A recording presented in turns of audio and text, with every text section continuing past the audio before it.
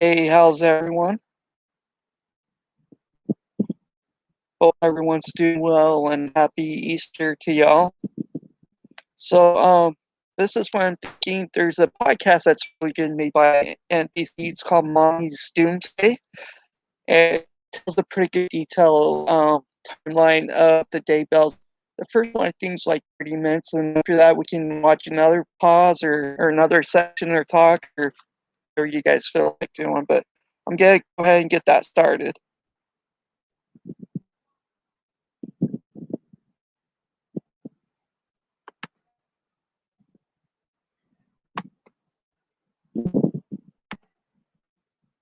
For Thanksgiving 2019, police arrived at the town home in Rexburg, Idaho. Hi, Lori. I am Lieutenant Ball, Police Department. You got me? The woman the detectives encountered was attractive, late 40s. If she was flustered about having police in her house, she did show it. She was matter of fact. The cops had a simple question. Where was her little boy? Lori answered right away. Of course, she knew where he was, where both of her kids were. Her daughter, Tylee, was in college now at BYU, Idaho, just up the hill from where they were standing. Your daughter goes to BYU, Idaho? Yeah. Does she live here? Mm-hmm. And JJ, the 7-year-old boy whose grandparents had called police in the first place.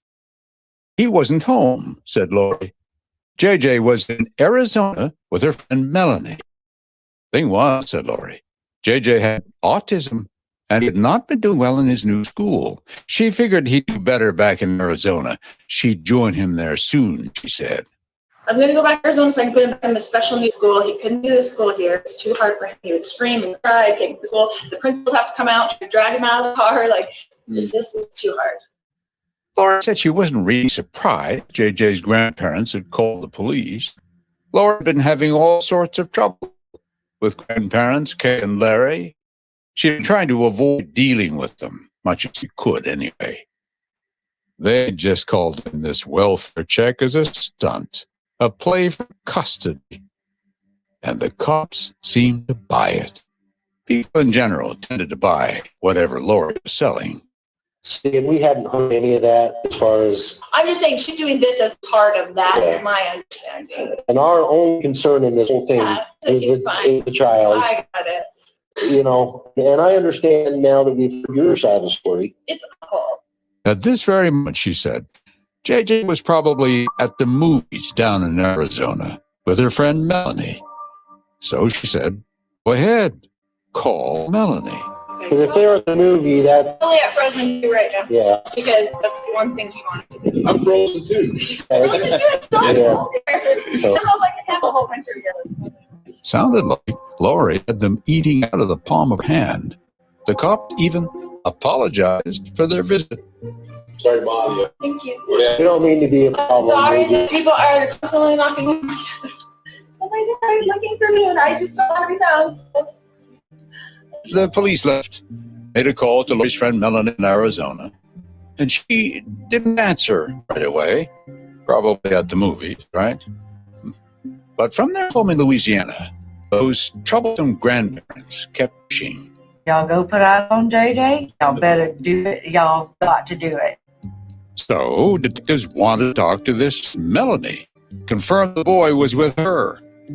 And when she finally called back, she said, no, JJ wasn't with her. In fact, she hadn't seen him in 3 months. Of course, detectives went looking for Tylee, too, and discovered she wasn't registered at BYU, and nobody had seen her around town either. The next day, police went back to Lori's house with search warrant this time. But Lori was gone, vanished. JJ's grandparents' fears were confirmed. Something was very, very wrong. But getting that news that they'd gone to the house, there was nobody there, no sign of any children. It was where's JJ? Where's JJ? Where's JJ? The grandparents' call led to an FBI investigation, and from there, a big Rexburg snowball. This story is about a woman, about people around her dropping like flies. It's about a fringe religious group. It's about the end of the world and zombies. It's about lazy beaches in Kauai, the desert of Arizona, a frostbitten pet cemetery, and a 6-month search for 2 missing children. This is Dateline NBC's newest podcast, Mommy Doomsday. 7-year-old Joshua J.J. Fallow and 17-year-old Tylee Ryan missing since September. Well, this is a bizarre mystery that involves a series of deaths, doomsday preppers, and now at the center of everything, 2 children have gone missing. The basis seemed to be preparing for the end. It was made known to her by the Lord that her family would not make it because of the tribulations that were going to come. It's one of the most unusual situations I've ever heard of in my career in law enforcement. She would say things like, well, it's Chad and I's mission to get rid of the zombies. Team 12's Nicole Dymack is sorting through this tangled web.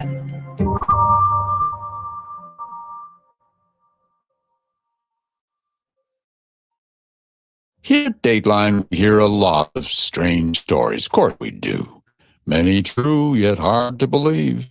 Others, lies, meant to deceive us. And this story, this one, well, there are hard truths we uncover that we very much wish were lies. But early into the story, all we knew was that Tylee and JJ had disappeared, and the people who should know where to find them were themselves missing. Lori Vallow and her new husband, Chad Daybell, had disappeared. Until we found them 2 months later in Kauai. You guys had anything? No comments. Where are your kids? There they were, Chad in shorts, Lori's bathing suit peeking out from her tank top, off to the beach apparently, looking like it hadn't a care in the world. And back on the mainland, far, far away, the grown son was confused. There's no other way to put it. She wasn't like this. It's weird. It's just weird to see them together. It's the whole thing is just weird. Does it even seem like your mom? No. My mom loves us. Always did. Always took care of us. That lady doesn't seem She to would die for us. I swear she would die for us. Oh, yes. The Lori Vallow her son knew was the popular mom on the block. So magnetic, so committed. But this Lori was not the same. Not the same at all. So when we began this, we had 2 questions. Who is Lori, really? And where are those kids? This past year at Dateline, we've been investigating. And, well, we can certainly tell you who Lori used to be. Now we have contestant number 13, Lori Ryan. Way back in 2004, in another life, Lori competed for the title of Mrs. Texas. She is 30 years old, and she stands 5 feet 6 inches tall. She has blonde hair and blue eyes. Her favorite food is also anything chocolate. She had toned arms, a radiant smile. She winked as she walked toward the audience. Thank you, ladies. You've been going all night. Go get ready for a swimsuit. Nice round of applause. There they are. Back then, Lori certainly looked the part. The idealized wife and mom. So she told pageant judges, she was so busy she often felt like a ticking time bomb. But in jest, of course, a little bit. Sort of thing you'd say if life was busily perfect. Like the image on the stage in a beauty pageant. Lori was raised in the LDS church, was devoted to the Mormon faith. She had always wanted kids, family. She got married young, divorced, and married again. That's when she had her first kid, a son, Colby. What was it like to be with her as a kid? We were really close. I mean, I grew up being kind of like her little best friend. So my mom and I did everything together. As single parents and their kids sometimes do, because Lori's second marriage fell apart too. Anyway, Colby is at the heart of our story. He knows his mom best, probably of anyone in the whole wide world. We had a lot of fun. I think that one of her main priorities was trying to lighten up the dark, because we had, she was struggling. She was trying to provide for me, trying to figure out what she wanted to do. She always wanted to have a family. I wanted siblings, brothers and sisters, the whole family. And she just made everything fun.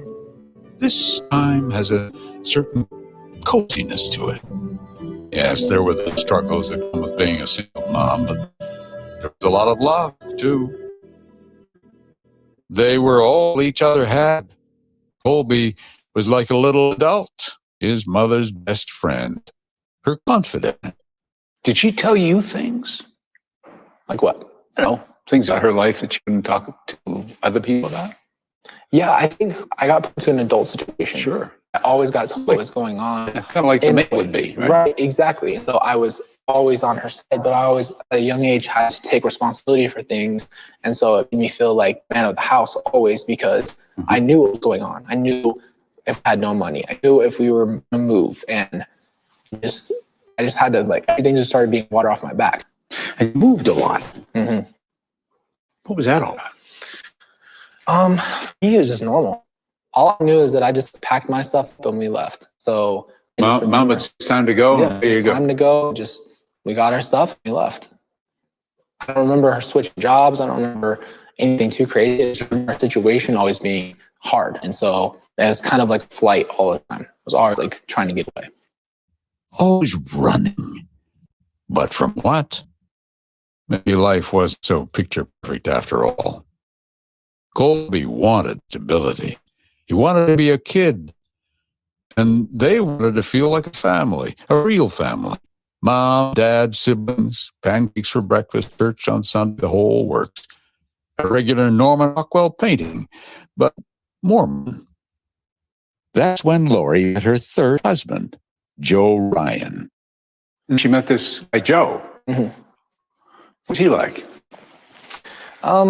I don't say anything negative about him, but our relationship was not great. This wasn't the stepdad you were hoping for. Not for me. I mean, I was already protective of my mom from a young age. So when he came around, I was excited, but I was also just, worried. Wary. Yeah, exactly. And I just wanted to protect her from anything. And then came the sibling Colby always wanted, a baby sister, Tylee. He was alone anymore. Families, no matter how imagined, how fantasized, are composed of humans, after all, imperfect one. This was no Mormon Rockwell. Yes, Colby had a sister with blonde hair and chubby cheeks, but he had a stepfather too, and he does not remember Joe Ryan fondly. He was just very explosive. He got mad and very mad. I remember destroyed at so mom had a in-the-house salon. She would do, her old clients had to come all the way to see her, and he went in there with a bat and just destroyed it. Right? Just when he was angry. So, I mean, I get being angry, but his was just that high level, really scared, you don't know what he's gonna do. Did he ever abuse you or Ty? There's definitely abuse for me. What kind of abuse? He abused me. He was pretty physically abusive in a way. He out of his way to make a point when he would spank me, and then he just did weird things like little hits in the head. Thought it was funny, so there's a lot of stuff with that. Okay. And then we went to court for so many years over it, but he was sexually abusive as well. With you? And Tylee? Tylee came and talked about something. I'm not exactly sure because I was so young, and I remember just telling my mom. And after that, I don't know, Tylee had mentioned something which kind of started the big fight with everything. Joe and Lori fought bitterly about Tylee. As far as everyone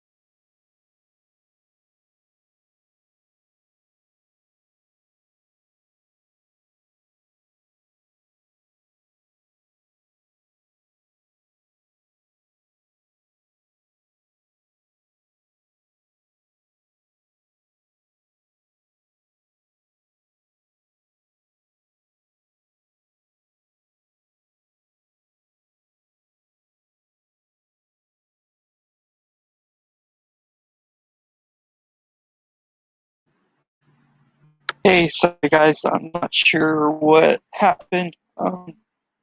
Technical difficulties.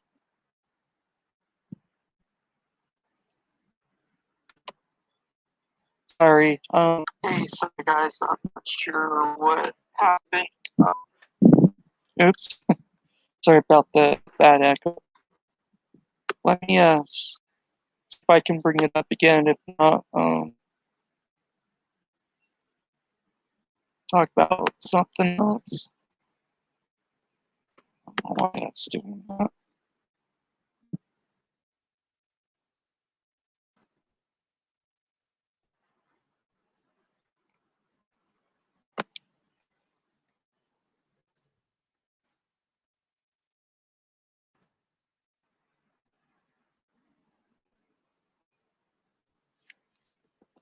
Sorry, guys.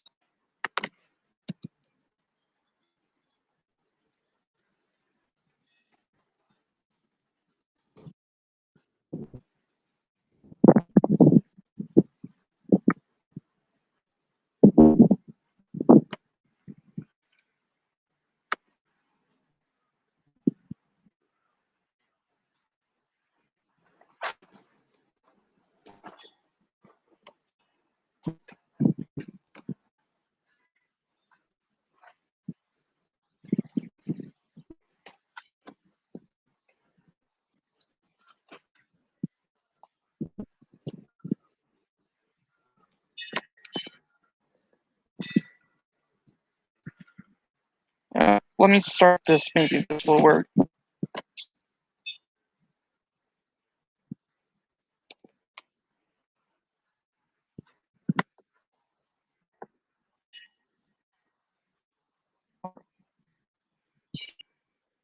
Thanks, Brenda.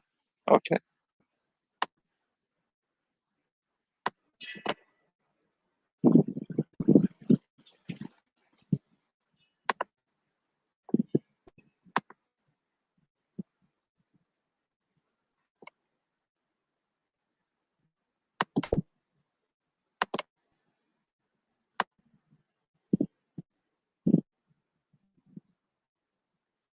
All right.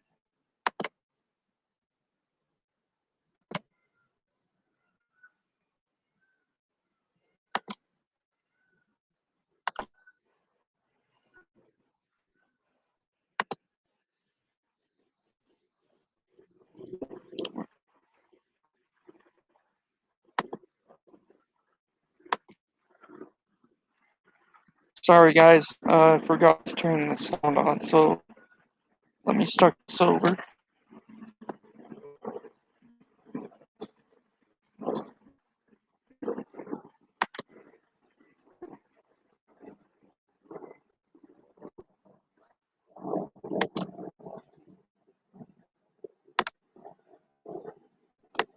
Sorry, just one sec. Almost got.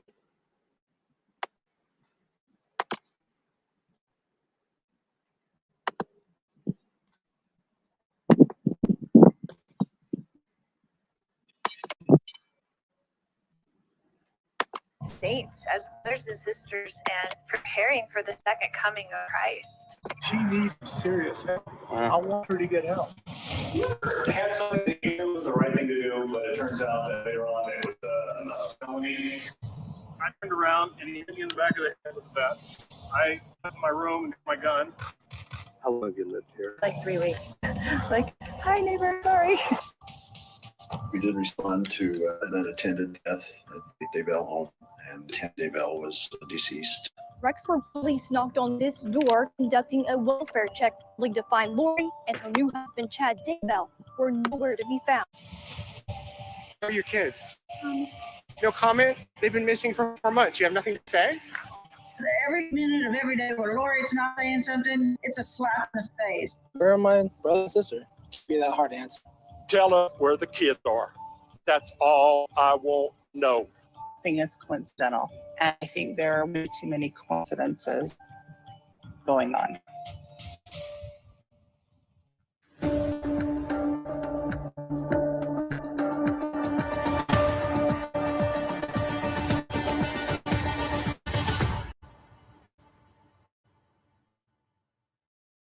Welcome to Doomsday Couple, a Core TV special. I'm Core TV anchor Ted Rowland. The story of Lori Vallow and Dad Daybells is a twisted combination of religion, love, and murder. For investigators, it began with 2 missing children. It ended with 5 people dead. A small community in eastern Idaho left wondering why.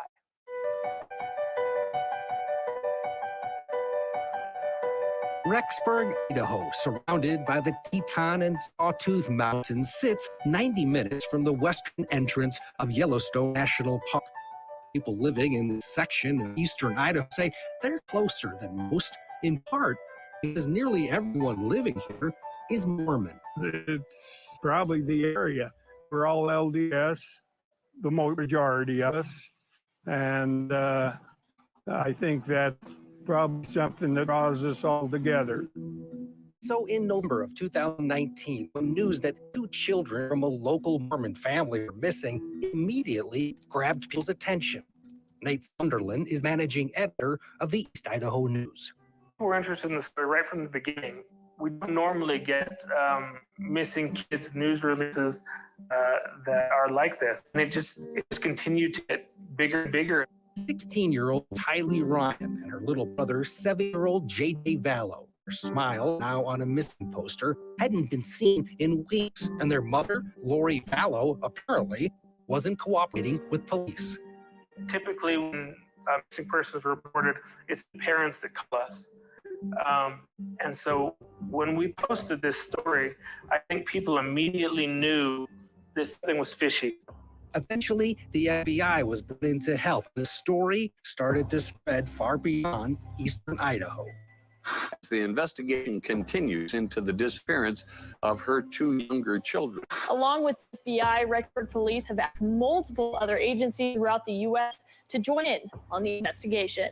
The story of the missing children, JJ and Tylee, didn't just stay in the local East Idaho news. It took off around the nation. And the kicker was that their mother, beautiful blonde Lori Vallow, is seemingly unconcerned. JJ's grandparents, Larry and Kay Woodcock, were the first to sound the alarm. The Woodcock had a special relationship with JJ. JJ was in neonatal ICU, NICU, because he was born 2 pounds and 14 ounces, and he was 10 weeks premature. He was our baby from, just instant fall in love. That's what you do with grandkids. You just fall in love immediately. JJ was adopted by Charles and Lori Vallow when he was 1, but before that, he lived with his grandparents, Ian and Larry. He's autistic, so that there's, they have issues. Charles and Laura got him and had him in the special schools. His intelligence level was unbelievable. Even after they were adopted, the grandparents kept a very close connection with JJ. They Skyped all the time. Charles Vallow died in July of 2019. After he passed, the Woodcocks and Lori had falling out. But Larry and Case desperately wanted to see or at least talk to JJ. But Lori had essentially cut off communication. I was emailing her and begging her, please, we will fly to Arizona, we will fly to wherever you are, get an hour of them. The fallout between Lori and the Woodcocks was partially over money, $1 million. Before Charles Vallow died, he switched the beneficiary to his life insurance policy from Lori to his sister Kay. I didn't ask that. He did it because he knew we were going to end up with JJ. Yeah. Or so he thought. The Woodcocks haven't heard from JJ Vallow for weeks, for months. They get concerned. They're used to hearing from this 7-year-old on FaceTime and videos and phone calls. They're trying to call him. They aren't getting through. Their concern eventually grows to the point that they contact the Chandler, Arizona Police Department. That call from Larry K. Woodcock would set off what would become a months-long search for JJ and his sister Tylee. Police tracked down the children's mother, Lori, in Rexburg, Idaho, where she'd been living for nearly 3 months. There was no sign of JJ or Tylee, but Lori wasn't living alone. Her brother Alex had also moved to Rexburg at the same time and was renting a unit in the same complex. And in the apartment next door to Lori, her niece, Melanie Boudreau. who had come to Rexford along with Alex and Lori, leaving her children behind in Arizona. Lori, I'm with Duval Police Department. How are you? You got a minute? This is a recording of the first and only interaction between Lori and police, talking about the whereabouts of her children. Y'all alone, or is that help? My brother's here. Oh, Jennifer would be where? He's in Arizona. Who's he with Arizona? He's with one of my friends in Arizona. Lori would tell police JJ was with a woman named Melanie Gibb, and his sister Tylee was off at college. Then she started to ramble. It's very weird. I've had to move around a lot. When my brother's trying to kill me, the brother that lives here, he's kind of a protector. She even brought up a woodcock and the $1 million. What happened was my husband, who were married for 15 years, and had raised all 5 kids together, switched his life insurance policy to her, right? To his sister, who got $1 million when he died, and we got nothing. For me to raise JJ, and all the kids got nothing, and everybody got nothing. That day, police also had a strange interaction with Lori's new husband, Chad Daybell, who first claimed he didn't know Lori's phone number. It was obvious that something was wrong. So the next day, police returned with a search warrant, but Lori and her new husband, Chad, were gone. There was food in the refrigerator, food in the pantry. Everything had been taken off the hangers, and there was no clothes in the dresser drawers.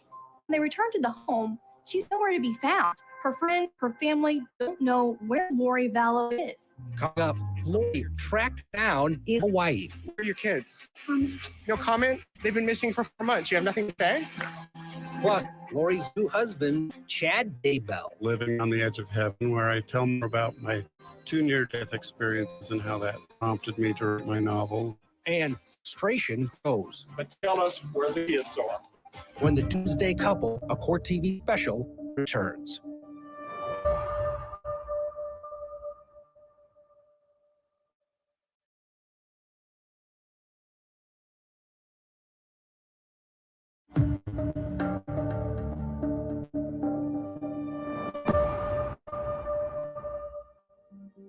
Kids, y'all know that I love you.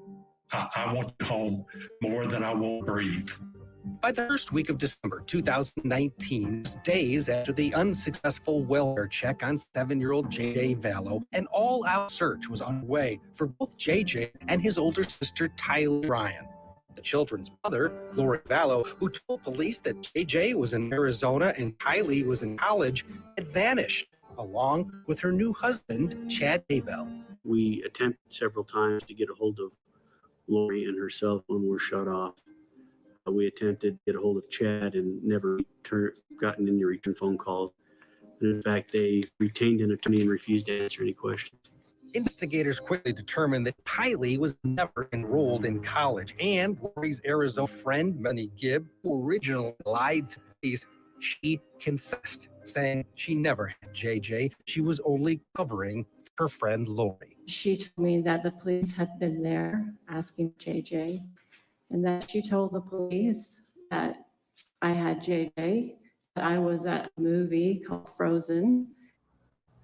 Weeks would go by with no significant leads, and early January, concern for the children's safety was growing. Larry and Kay Woodcock, JJ's grandparents, were doing everything they could to keep the story alive. Please, for God's sake, please step up. These are beautiful young children. We want them back. This is Colby Ryan, Lori Vallow's oldest son, and Tylee Ryan's half-brother. Unable to get a hold of his mother, he posted an emotional plea to Lori on YouTube. I'm your son. I would never want anything to happen to you. I would never want anything to happen to Tylee and JJ ever. I know you know the right thing to do is. And I know that you have a good heart, so I know that it's time to do the right thing.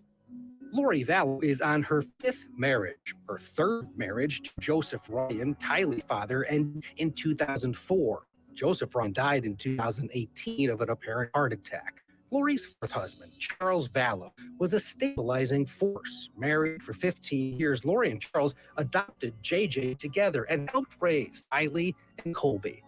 Kay Woodcock is Charles Vallow's sister. So it was just a family unit, and we were part of the unit, and we loved each other. If somebody 2 years ago would have said, this is what's going to happen with Lori, I would have never believed it. Kay would have never believed it. As the search for the kids and Lori and Chad continued in January, Nate Sunderland, managing editor of East Idaho News, says they started getting a few tips that Lori and Chad might be in Hawaii, a place Lori was very familiar with. She and Charles lived on the island of Kauai for a few years with JJ and Tylee. The police were going to go there, and they were going to try to either make an arrest or try to force the issue of coming back to eastern Idaho. We were able to go. Did you do something to your children? Are your children still alive? That's a simple question. I've got 3 kids of my own. I can tell you every minute where my kids are at. Where are your children? 8 questions for 5, 10 minutes. And we got one response the entire time. Listen, just tell people what's happening. There's people around the country praying for your children, praying for you guys. Why don't you give us answers? That's great. That's great. That's great that they're praying for you, praying for your kids. What? You have nothing to say? How infuriating that was for everyone watching, since the concern is almost as if the public's outrage and concern for the whereabouts of Tylee and JJ outweighs the parents. With Lori and Chad now located in Hawaii, prosecutors back in Idaho came up with a plan to bring Lori back by filing a child protection order. It instructed her to bring her minor children to the Rex Police Department, the Department of Health and Welfare, within 5 days being served. A few weeks later, with still no sign of Tylee and JJ, Lori Vallow was taken into custody by Hawaiian police. He was transported here to the Kauai Police Department headquarters and booked into our cell block, where she stayed until she got taken to her court appearance early this morning. First of all, Ms. Vallow, do you understand that a demand has been made for your son by the state of Idaho? Yes. Lori's first court appearance was short. She arrived into court wearing plain clothes, and it's a packed courthouse. The judge sets bail $5 million, but significantly, her husband, Chad Daybells, is sitting just a few rows behind her, white shirt, blue tie, concerned look on his face. Chad was there again early March when Lori made her first court appearance back in Madison County, Idaho, wearing red lipstick and an orange and white jumpsuit. Also there, Larry K. Woodcock and Lori's son, Colby. My whole plan is to try to go figure out a way to actually speak to her and, try to get in front of her and just ask her son, just plead with her. Ask her where Tylee and JJ are. This can't be the hard answer. This is not about Lori, guys. This is Lori telling us where those 2 kids are. Coming up, 2 dead spouses. Chad Daybell's wife mysteriously dies just days before his marriage to Lori. Plus, Lori's ex-husband, Charles. So what makes her a danger to herself and to others? They murder me, kill me. And to murder? Yes. When Doomsday Couple, a court TV special, returns.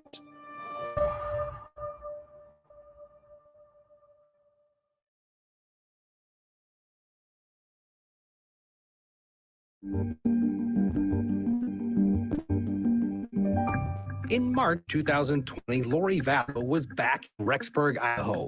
Her Hawaiian beach clothes replaced with an orange and white jumpsuit. Her husband, Chad, still by her side, supporting her during court appearances. Meanwhile, investigators still had no idea where her children were, and frustration over Lori and Chad's refusal to produce Tylee and JJ was starting to boil over. I only have one question. Where are the kids?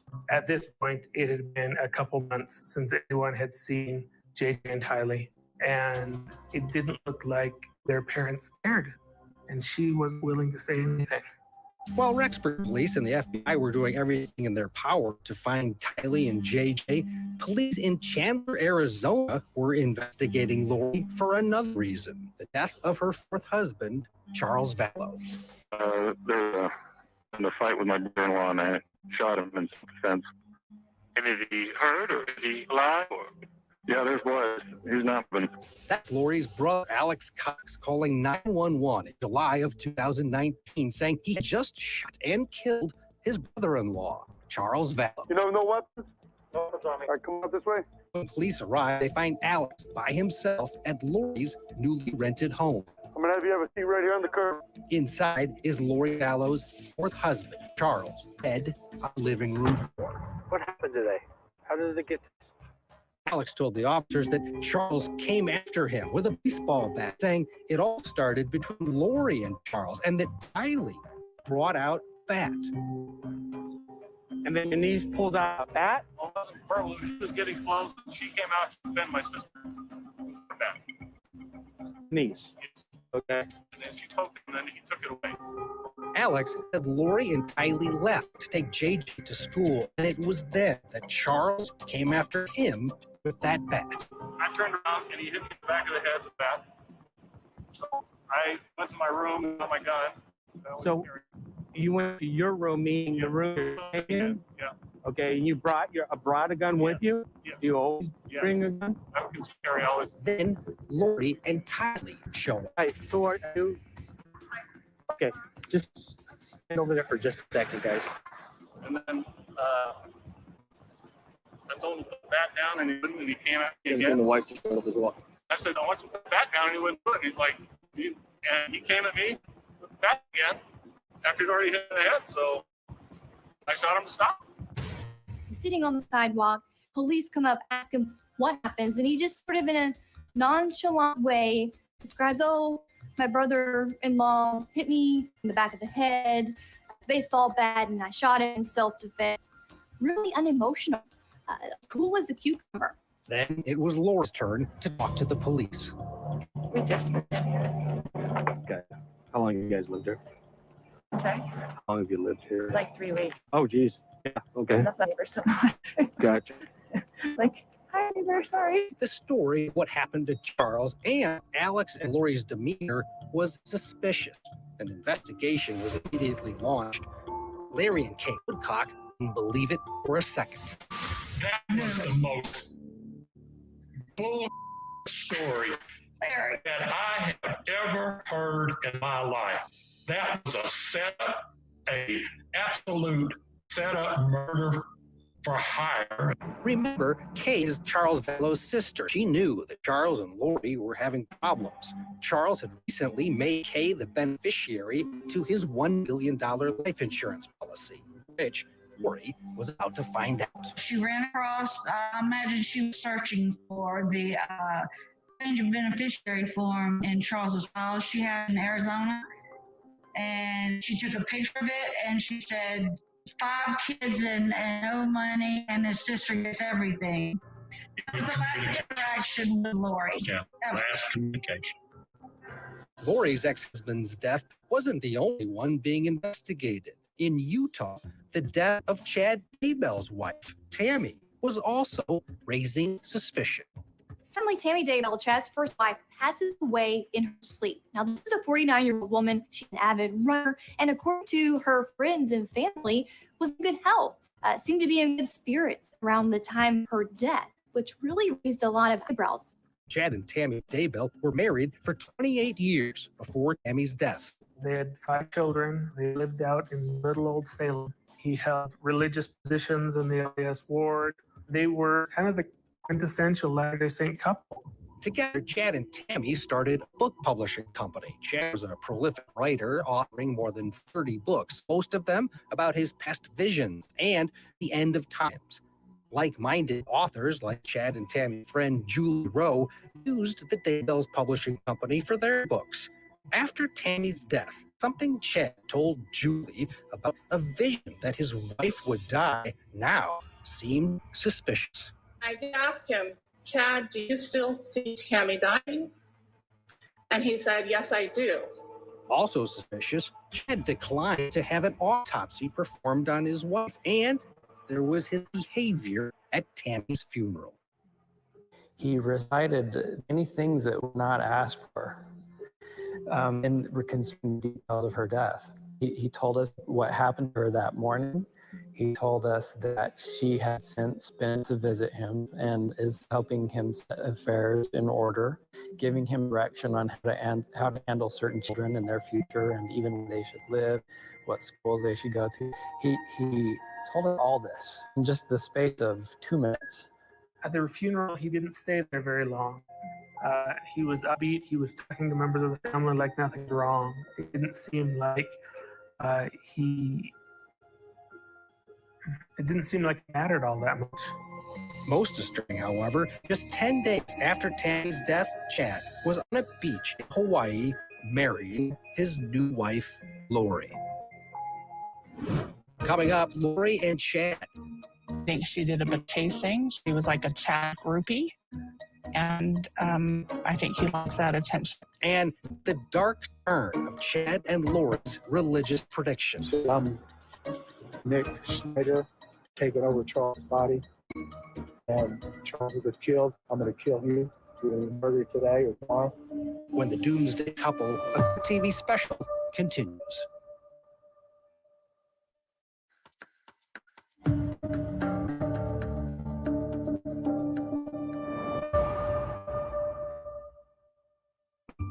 On November 5th, 2019, Chad Daybell and Lori Vallow exchanged wedding vows on a beach in Hawaii. Chad's wife, Tammy, of 28 years, had only been dead for 2.5 weeks, which... He's very athletic.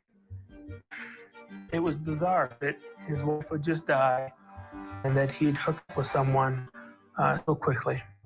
Chad, who, according to court records, received $430,000 in life insurance money, tried to explain his wife Tammy's death to Lori's friend Melanie in a phone call she recorded. Tammy had been getting weaker and sick, and I picked her to go to the doctor. Her heart was failing her. She was physically falling apart, but she gave doctors, and she just passed away. And there was something else about Tammy's death didn't seem right. Lori Vallow used her deceased husband, Charles Vallow's Amazon account to order matching wedding rings 17 days before Chad Daybell's wife passes away. How did she know 17 days before Tammy Daybell dies in her sleep that Tammy Daybell was going to die in her sleep, that she has wedding rings prepared so that she can then marry Chad Daybell? Chad and Lori's beach wedding came just over a year after they first met at a religious conference. Lori's friend, Melanie, was also there. Chad was a featured speaker. Talked about different visions he had of what he saw was going to happen in the last days. Chad's visions, which he claimed started after a near-death diving accident when he was a teenager, made him a celebrity of sorts within a small community of like-minded Mormons that believed the end of the world was imminent. I've recently released my autobiography entitled Living on the Edge of Heaven, where I tell more about my near-death experiences. He would have meetings at people's homes where he would sort of promote his books. He would usually have 20, 30 people who would just talk about the ideas in his books and what he saw in visions. And they were enjoyable to listen to, and I felt they were genuine. In the LDS faith, it is accepted for a person to have visions, and Chad was known for his sixth sense of things that may come or may not come. It was a way for him to connect with other like-minded members of Mormon Church to join together with him and share this common special ground. According to Lori's friend Melanie, Lori and Chad had an instant connection and started communicating and seeing each other to discuss religion and Chad visions. In December of 2018, they were featured together in a religious podcast. We're gathering together as saints, as brothers and sisters, and preparing for the second coming of Christ. It was obvious to Melanie Gibb that there was some chemistry between Chad and Lori, and that they had a relationship. that went beyond just they're doing podcasts together and discussing the end of the world. Over the next few months, Lori was also starting to have visions, and Chad told friends that he had lived several past lives on different planets and that he and Lori had actually been married before. The way he described it was that his veil was more open than it had been. He started remembering some of his past lives. Then in early 2019, Chad and Lori's beliefs, according to friends, started getting darker and stranger, including visions that certain people around them had turned into zombies, their bodies taken over by evil forces. One of those people is Lori's husband, Charles Vallow. Her religious stuff is on way off, people. Just way off. Charles was so concerned about Lori's behavior, he contacted police, telling officers that Lori believed he, Charles, had been taken over by a zombie named Nick Schneider. I've tried to support her as much as I could.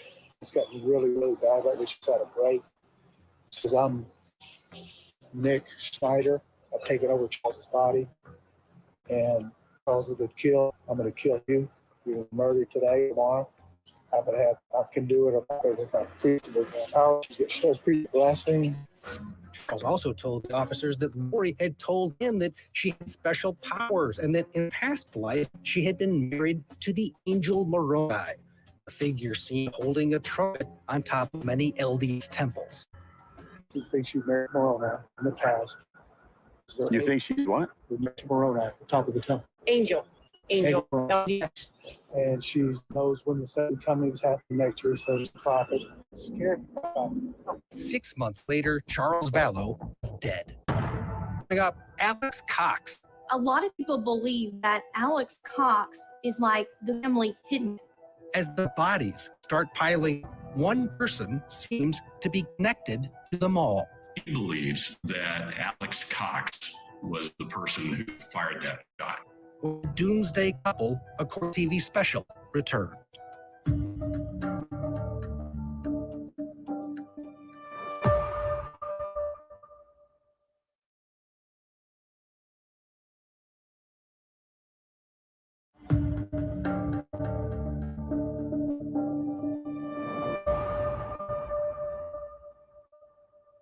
By early March 2020, Tylee and JJ had been missing for nearly 6 months. Lori was in jail. Chad was back in his family home in East Idaho.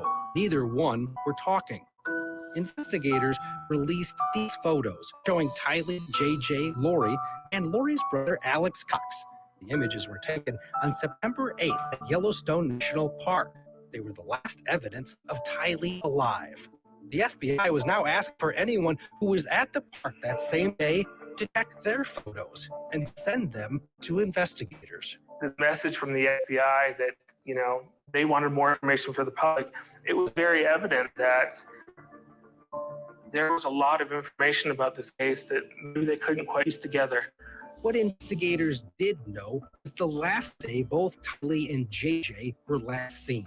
And on both days, Lori's brother, Alex Cox, was there. He's there in the Yellowstone photos on September 8th, and he was also there the last time JJ was seen on September 22nd. This is doorbell camera video of JJ running, captured on September 17th. The next week, on the night of the 22nd, Lori's friend Melanie Gibb was visiting Lori. She brought her boyfriend, David Warwick. The three were recording a religious podcast when Alex Cox walked in with JJ. He was staying with Alex, and Alex brought him home and carried him to bed. But the next morning, both Alex and JJ were gone, and the explanation that Lori gave was bizarre, saying her son had turned into a zombie. She said that he was being a zombie and climbed up on the cabinets, climbed up on top of the fridge, smashed her picture of Christ down, then climbed up onto the upper cabinets and got between the top of the cabinet and the ceiling. I asked to see him, and she just said that he was out of control. So she had Alex come and get him. Remember, it was Alex Cox that killed Lori's fourth husband, Charles Vallow, claiming it was self-defense. He came and I told him to stop. There was another incident possibly connected to Alex Cox in early October of 2019. Melanie Boudreau, Lori's niece, who moved to Rexburg at the same time as Lori and Alex, her soon-to-be ex-husband Brandon says somebody tried to kill him. 911, where's your emergency? Someone just shot my window. Someone shot at your vehicle? Yeah, and it hit my window, shattered my driveway window.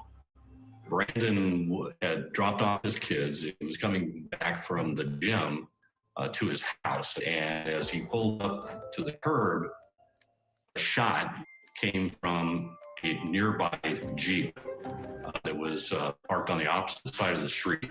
The bullet hit Brandon's Tesla, missing his head by a few inches. The shooter's Jeep with Texas plates was registered to Lori Vallow's ex-husband, Charles, who at the time had been dead for more than 2 months.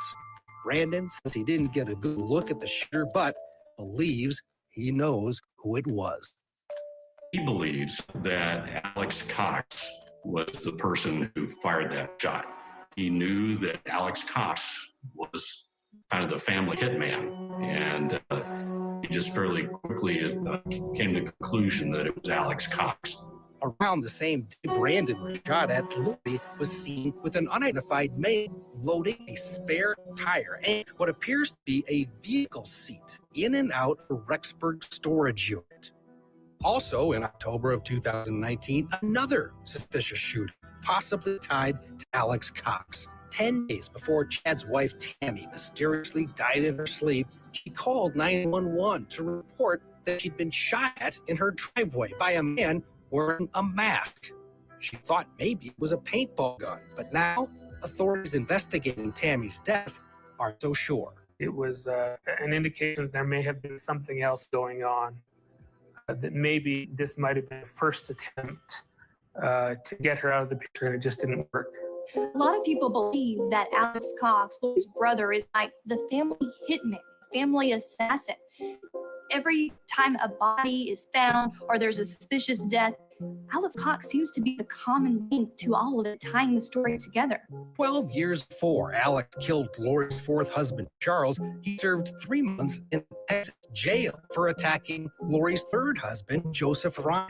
According to the police report, Alex Cox used a stun gun on Joseph Ryan and threatened to kill him while accompanying Lori during a child custody exchange. Alex would actually joke about it years later during an open mic comedy routine. Had something that you knew was the right thing to do, but it turns out that later on it was a felony. Alex Cox was a possible suspect in Charles Vallow's death, Tammy Daybells' death, the shooting of Brandon Boudreau, and the disappearances of both Tylee and JJ. Of course, the connection between Alex Cox and all of these people was his sister Lori. They had a very, very close relationship. When they moved to Rexburg, he was in the same apartment complex. And we know that he also believed the same sort of religious things that Lori was believing. Then on December 12th, 2019, another 911 call. Someone else is dead. 911, where's your emergency? Hi, I need an ambulance. I have a older male here named Alex. He just passed out here on my bathroom. He's passed out. Okay, you think he's unconscious? Yes. On the same day, the investigators were exhuming the body of Tammy Daybell. Alex Cox mysteriously ended up dead. The official cause of death was a pulmonary embolism. Children were still missing, and now one of the main suspects in their disappearance was gone. Coming up, a major break. Throughout the investigation, detectives and investigators have recovered what's believed to be human remains. Chad Daybell under arrest after Tylee and JJ are found buried in his backyard. They dug a little bit more around the round object, which appeared to me to be the crown of a head, protruding through the dirt. When the Doomsday Couple, a Court TV special, returns.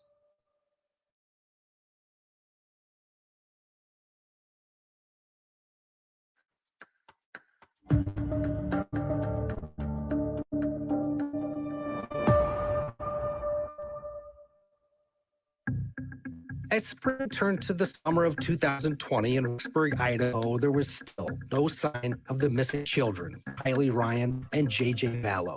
It had been 8 months since they'd last been seen. Their mother, Lori Vallow, had been in jail since February, and her new husband, Chad Daybell, was not cooperating with police. The couple's bizarre religious beliefs included the thought that the end of the world was coming very soon, within weeks. People had two ideas. They thought either the children are gone and they're dead, or they thought that these guys are just crazy preppers. There's a bunker somewhere where these kids are being kept by friends or family. Friends say Chad and Lori believed that not only was the end of the world coming, but when it happened in July 2020, they would be leading the 144,000 chosen ones mentioned in the Bible. So the book of Revelation has a chapter in which it talks about how when Jesus comes back to the earth, or in anticipation of that, then there will be 12,000 elders or members from each of the 12 tribes of Israel. And so when you 12 times 12,000, that's how you get to 144,000. Chad and Lori also believed that evil spirits had taken over the bodies of people around them, calling them zombies. Lori even told her friend Melanie Gibb that her own children, JJ and Tylee, were zombies. According to Melanie, Tylee had overheard her mother talking about it on the phone. What's most sad about the situation is that Tylee heard the conversation. She knew their mother thought that she was turning into a zombie, and she actually said, "No, Mom, I'm not a zombie. It's not me." That was probably one of the most heartbreaking pieces of evidence, to realize that the 16-year-old girl who had been living this life with her mother, she knows what a zombie is. She knows what it means to be overtaken by a dark spirit. She knows what her mom believes, what Chad believes, what that may mean for her. Then, on June 9th, almost 9 months to the day after Tylee was last seen, Rexburg police and the FBI served a search warrant on Chad Daybell's home. They'd searched the property before during the winter when the ground was frozen. Now they were back, interested specifically in the backyard. I observed the evidence response recovery team and also cadaver dogs working the entire backyard. So they worked the pond area, and then they had marked off other areas inside the backyard. Something stood out in the pond area on the north side of the property. Fresh sod on top of several rocks. Beneath the rocks, some paneling. As soon as they removed the paneling, I could smell the odor of a decomposing body. It was JJ. The 7-year-old's body was buried in Chad Daybell's backyard, wrapped in plastic and duct tape. And then as I cut through the white plastic, that's when the, possible human hair started coming out onto my hands. And that was the point where we determined this human remains.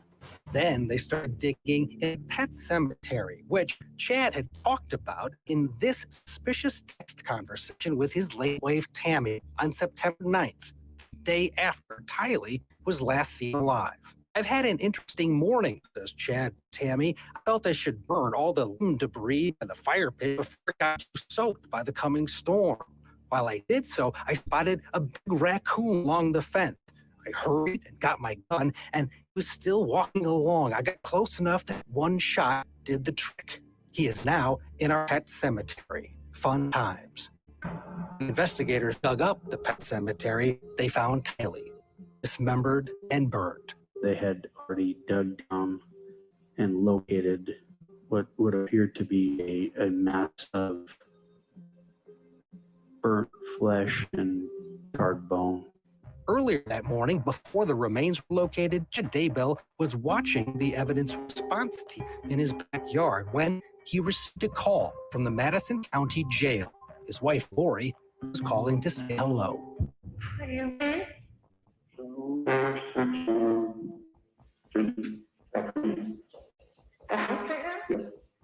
Yeah. Where are they in the house? No, the property. Are they seizing again?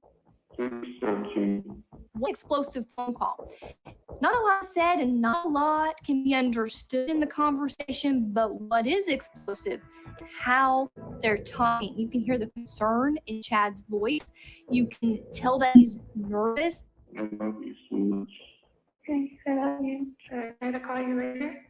I don't know. You can try, yeah. After the phone call from Lori, Chad decided to take off. He was picked up and arrested by investigators immediately after they found the first set of remains. Shortly after the remains were discovered, Chad Daybell was taken into custody. The community in eastern Idaho that had feared the worst but held out hope that the children would be found safe was heartbroken. It's crazy to see what actually happened and what's, kind of came out of this. And it's just so devastating, especially to the family. Just hours after the FBI and the police released the crime scene, the Daybell property, back to the family, you start to see spectators, community members driving up and leaving flowers, teddy bears, notes, cards. And as the hours went by, as the days and weeks went by, this memorial with photos grew almost the length of the fence line down the Daybell property. April Raymond, Lori's good friend from Hawaii who knew the children very well, traveled to Idaho to pay her respects. I hope that they, are held accountable, and whatever the state of Idaho feels that their punishment should be, I feel comfortable with that. For people that were in our family dead, there comes where you got to wake up and realize there's some either mental illness there, some evil influences there. At some point, you're going to have to come to that realization that you can't live in this pretended bubble that you believe in anymore. It's got to pop eventually, because you're not going to come out of jail. You're going to be there for the rest of your life. For Lori and Chad, the doomsday prediction of a July end of the world has come and gone. They remain in jail awaiting trial. Their story of love, religion, death has so many unanswered questions. Among them, why did so many people, including 2 innocent children, have to die? We may learn some answers as to why so many people had to die and who is responsible in early 2021 when Chad and Lori are scheduled to go on trial. We will be there to watch it all unfold here at Court TV. I'm Ed Rollins. Thanks for watching.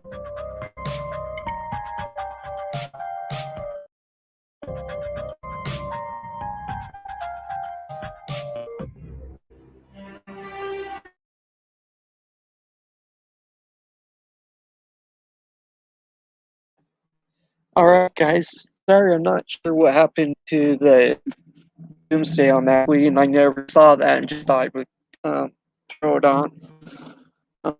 So I think up to date right now, prosecutor adds another special prosecutor from Missouri to the case. They actually have a hearing, I think, on April 7th. There's a motion or something to be reviewing. But yeah, no, I agree, Melissa. They're going to blame everything on Alex for sure. Well, he seems to be the most violent one out of the group or anything. I mean, where he attacked Lori's second husband, I think. She attacked him with like a taser or something. Tylee, his dad. So let me get the link if someone would like to come up. More than welcome to. So, what about Old Crazy Watts Island? How much bigger do you think it's going to get?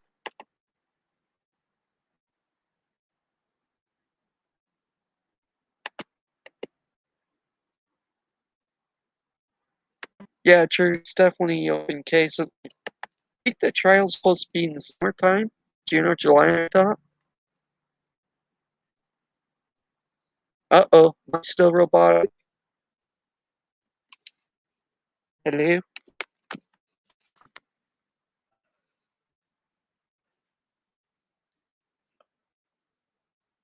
Can you guys hear it?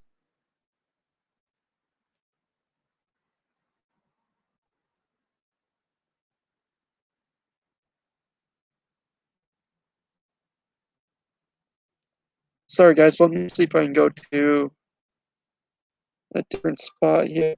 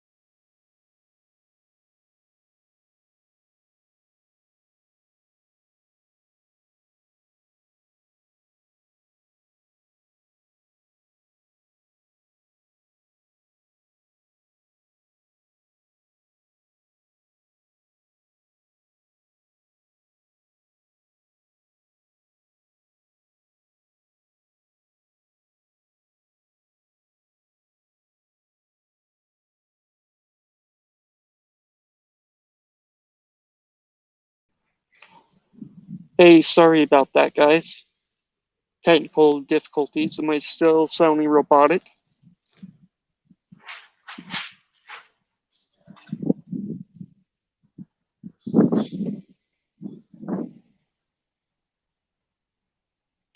Am I still robotic, or can you guys hear me okay?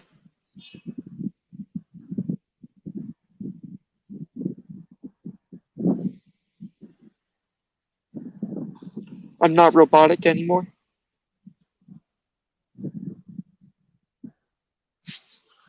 Oh, okay. I switched devices, so hopefully that would help. I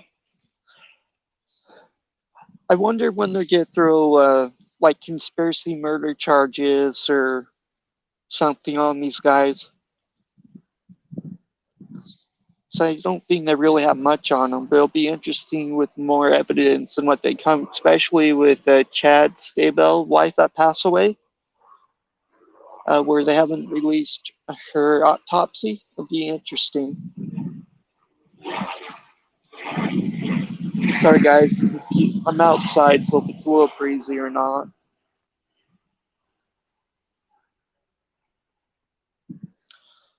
But oh yeah, let me Melissa or someone likes to come up, you're more than welcome to.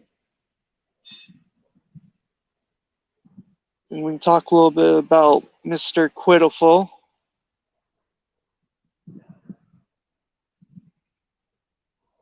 Since he's always a hot topic for everyone to talk about.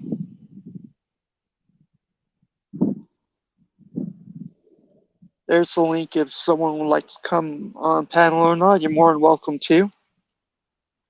But yeah, as far as the Doomsday Couple, I grew up with the type of culture that they had.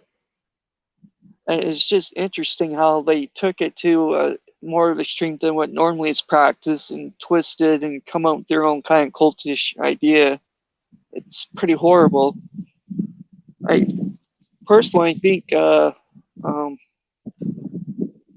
Chad and Lori, they got some mental issues going on. I don't think mentally they're well, and what's kind of mentally going on with them has a big part of the case.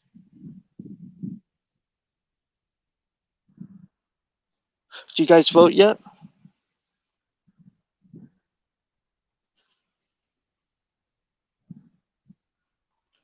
Yeah, it's still an open case right now. And it's pretty heartbreaking. It'll be interesting when the trial comes up and hear everybody's events and all.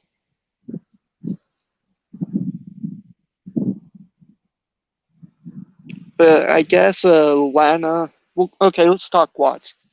I guess Lana did an interview with CK. I only caught parts of it here and there, but I guess they're talking about the 35C and how both parties kind of withdraw back and from the lawyers and everything. So kind of makes you wonder what was said on that. But here's the link again. Someone likes to come up. I wonder if Chris finally gave out the correct information to his family, or especially his mom.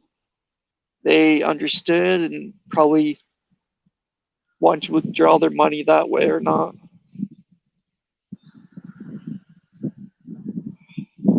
Yeah, I don't know who would have told Cato. That's kind of weird. Must have been definitely an inside source or someone close to him. But it's definitely been helping Cato get some book sales. That's for sure. I guess something too with one of the content creators. He's a male. Cato's trying to set up a phone call for this content creator and CW to talk. I don't know if you guys heard that or not.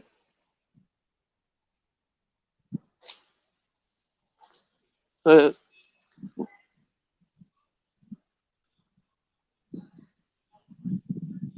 hey. Hey, Cooter, how you doing? I'm doing well. How are you?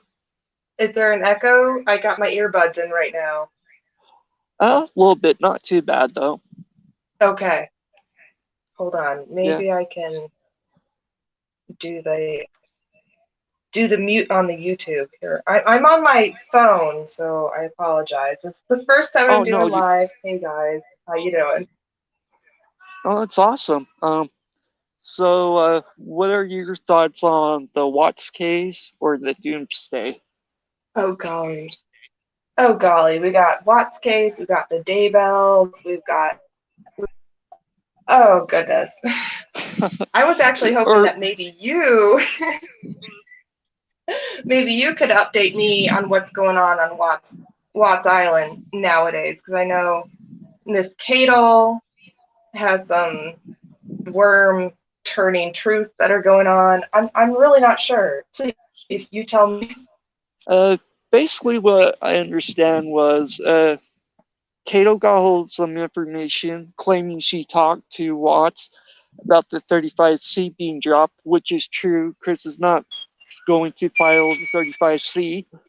I believe Lana and Cindy, Ronnie decide to withdraw their money from the lawyers or whatever due to what information I guess Chris gave them. So I wonder if Chris finally told the truth to his mom and they decide they don't want help. He can still file the 35C. Thank you for He that. has like 200 grand. Honestly, like I come into you guys and I'm trying to figure out. I come in and I see like what's the update as to this kind of thing. But I have been watching and trying to get updated with the whole Daybell situation. With the Daybells, they filed a motion. Actually, the lawyer Mark Means tried to get Lori a cell phone inside the jail to talk, which obviously got denied. Right now, there's you have Mark Green, that is a lawyer, special prosecutor, and he just deputized, I think her name's like Laura or something, from Missouri, as special deputy to help prosecute the Daybells. And they have a hearing, I believe, on the 7th. So didn't you just love that little mic drop moment that Woods had when he was like, "Oh yeah," when she was right next to him. She's right. I love that. I'm sorry. I just little things like that. Pardon. Yeah, no, certainly, most definitely, it's a who cracked me up pretty good. But yeah, at first you can even tell that she was there, and then more to their conversation, she's, "Well, Judge, got it right here." So yeah. Golly. I know. They really have something up against Pryor. I mean, you look at him and you say, what fuels your fire, sir? Sorry. Yeah. I'm just wondering when they're gonna come out with like conspiracy charges or anything on these guys. Because they have it. They know they have it. There's so much against them, and it's just kind of like waiting for that kind of, when's the drop? When are you guys gonna do it? I think they need to do it soon because isn't the trial coming up in the summertime? Oh yeah, what the 7th? That's the hearing. Oh, correct. Yeah, you gotcha. Yeah, that's the I'm hearing sorry, going Coots. on. I'm just popping on here, and this is my little gossip hour. I shouldn't even say gossip hour, but I do really appreciate you having me on. But definitely, I've been watching you guys from the beginning, and I really go inside because. Well, thanks for popping on. I really appreciate it. Probably hasn't. Oh, no problem. But yeah, just hopefully with the autopsy, Chad Daybells' deceased wife, they might have enough to throw murder charges at him. I believe. Hey, Ginger Treasure, how are you doing? But yeah, as far as like twists and turns and plot, I'm definitely into the Daybells and what's going on. It's an open case still. Huh? And I chat here. Oh, I can click it on here. I apologize. Oh, no problem. Just trying to figure it out. Oh dear. Toots, I'm having bad connections here. I'm out in the sticks. Hold on. It could be me too. I'm probably in the spot's not very good. Yeah. My apology, Coots. I'm going to gracefully back down because I am out in the sticks here. I am usually in a more connected area, but for the holiday, I am here in the sticks. And oh gosh, I hope I'm not coming in and out like that. No, you don't. It sounds fine to me. Oh gosh. Yeah.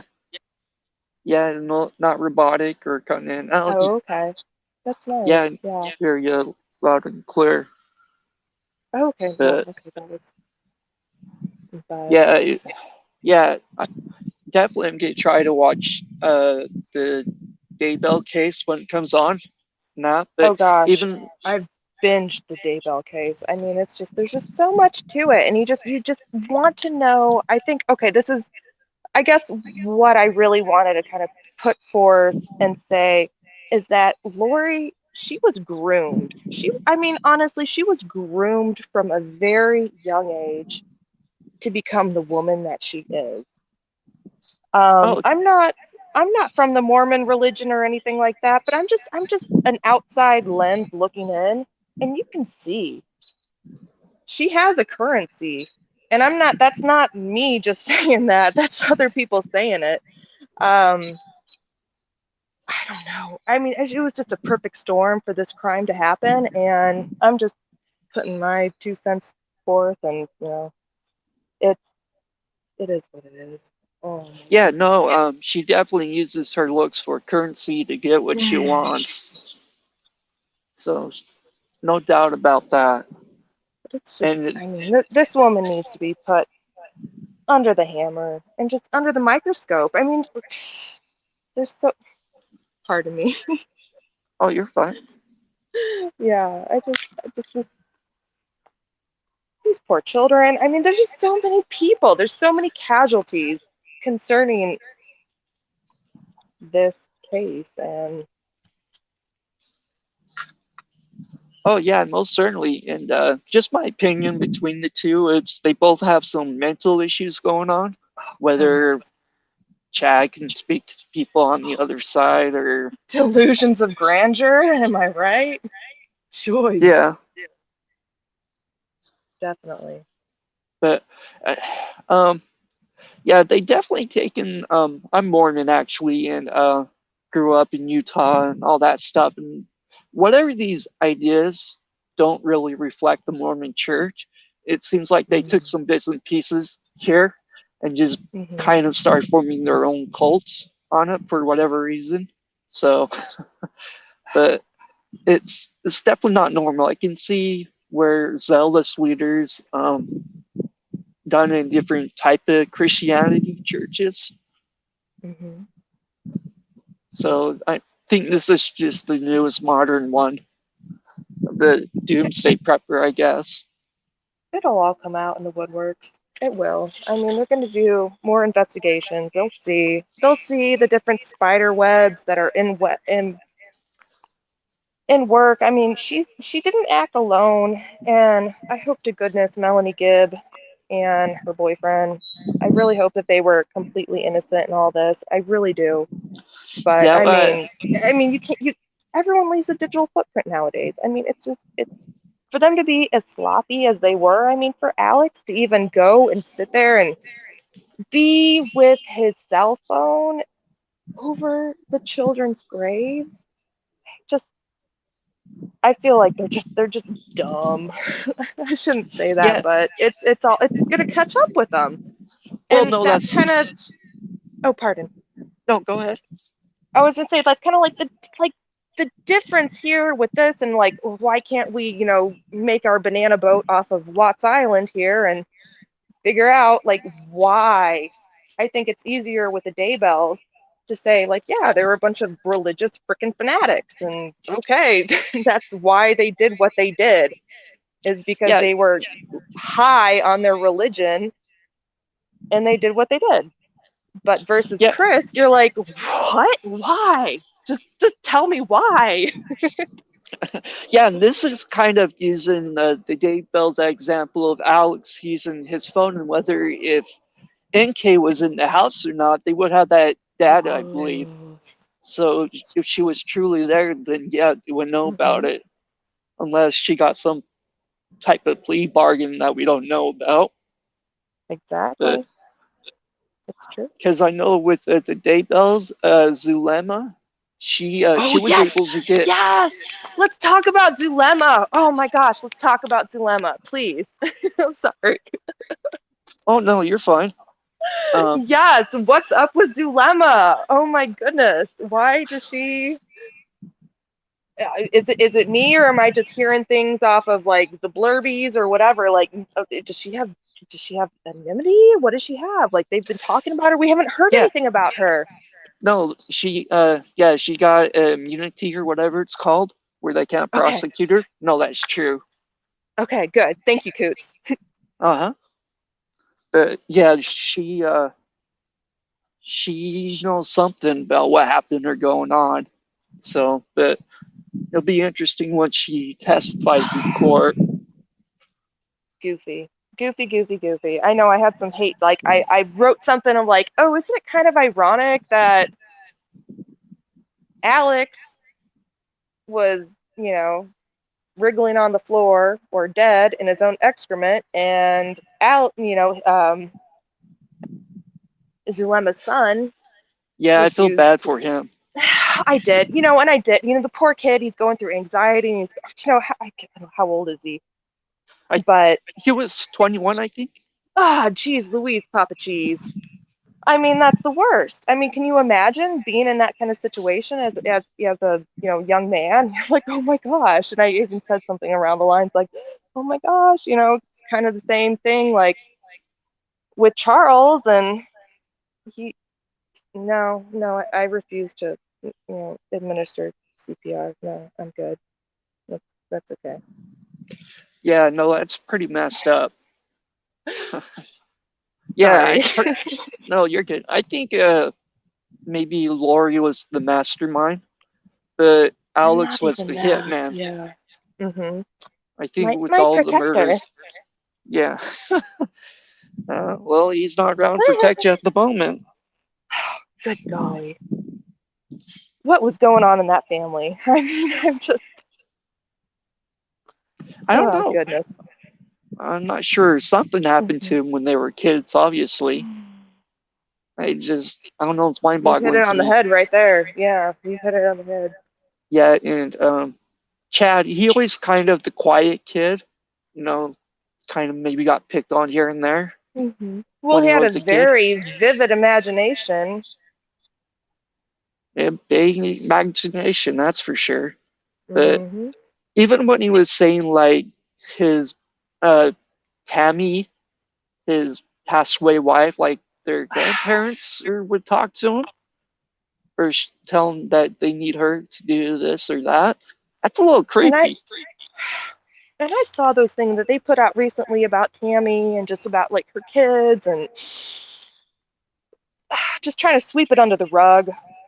And it did it literally. It brought a tear to my eye because I've been invested in this goofiness since, golly. You know, my brother moved out to the Denver area a couple years ago, and that's how I got roped into this nonsense. Is just stupid Google things and them showing, oh, these are your related articles. Here, read this, read this. And I'm like, what is this? Oh my good. How long have you been out in that area? Do you really want to know?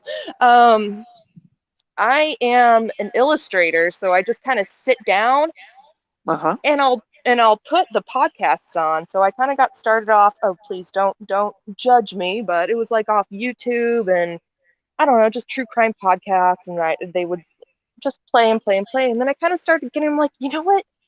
I need a more discerning sort of opinion. And so I kind of got down deeper into the rabbit hole. And anyways, here I am, friends with you, Cooter. Yeah, no, I appreciate Pardon. it. Yeah. No, it's definitely want to say to everyone, thank you for being here. I know there's other people and stuff, and this is just something I enjoy doing, a hobby. And, you know, it's a good way to connect with people with the pandemic and everything going on. Absolutely. And I So, appreciate that too. yeah, so no, thank you. I know. Obviously, I'm not trying to make money off it, as I don't know if people say it or not. Just want to get that out there, but it's just a hobby and connects people socially, I guess. Absolutely. You know, it connects ideas. Yeah. There's nothing wrong with that. No, that's for sure. That's why I was kind of like wondering with NK and then with the Daybells, where they could use, you know, the data from Alex's phone and would get him within like 3 feet or 3 meters of where he was standing. Hello? Yeah, how are they able to pinpoint it? Oh, hi, I'm Alex Daybells. I'm right here in front of the funeral pyre. But you can't pinpoint Miss NK's phone that day? Yeah. That fateful day of what, August 13th? Come on now, buddy. No, I'm sure they would have the data and everything, but And they do. And if you're plugged into the other under the tubes, which I'm sure you are, which I know you are, because yeah, we're all buddies. But it's what do you it's think frustrating. about? No, it's definitely frustrating. What do you think about Larry and his story about in the dark? Oh, It's all a conspiracy. It definitely is, and I think he nails it right on the head. There's such things as conspiracies, and there's such things as theories. And for them to go and try to tag a stigma on anybody that is trying to say it's a conspiracy theory. No, it's not. It's not. It's just people taking ideas and putting them together. And I'm sorry if you're gonna. Oh, I was gonna cuss right now, but if you're gonna, if you're gonna shard on it, don't. It's just an idea. yeah. So, I mean, it's an open forum. Hello. Yeah. No, I agree to a certain degree, but again, just my theory. Shanann was pushing him too much, and he just stabbed and killed her. Oh, yeah. Oh gosh, don't even get me started on those goddamn MLMs. No, I had somebody that is someone who is related to me that was involved in those damn MLMs, and they are, oh gosh, detrimental, if I'm putting it best. Oh yeah, no, I have a niece that's doing right now, and Oh God. Oh God.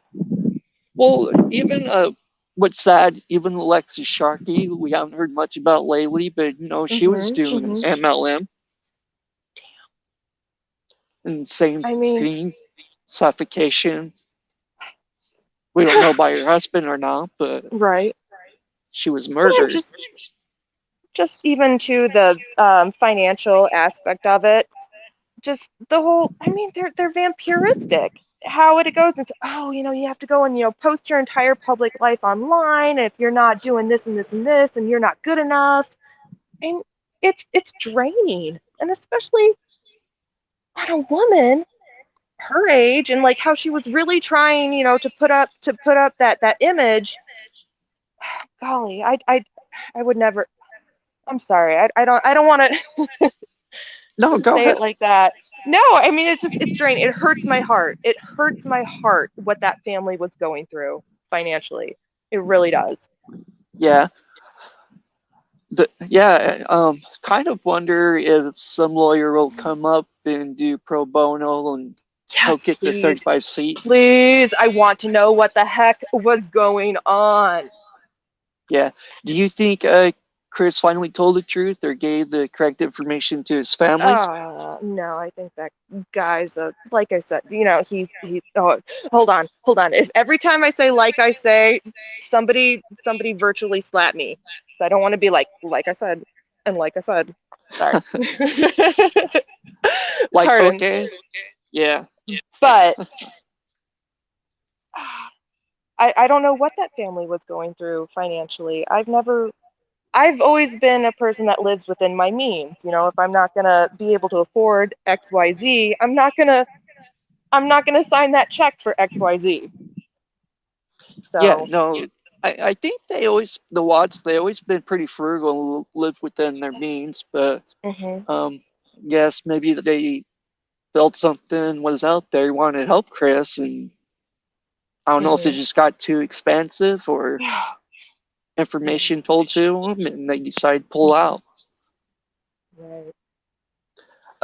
Did you watch with Critical K Lana had an interview like 2 days ago, I think?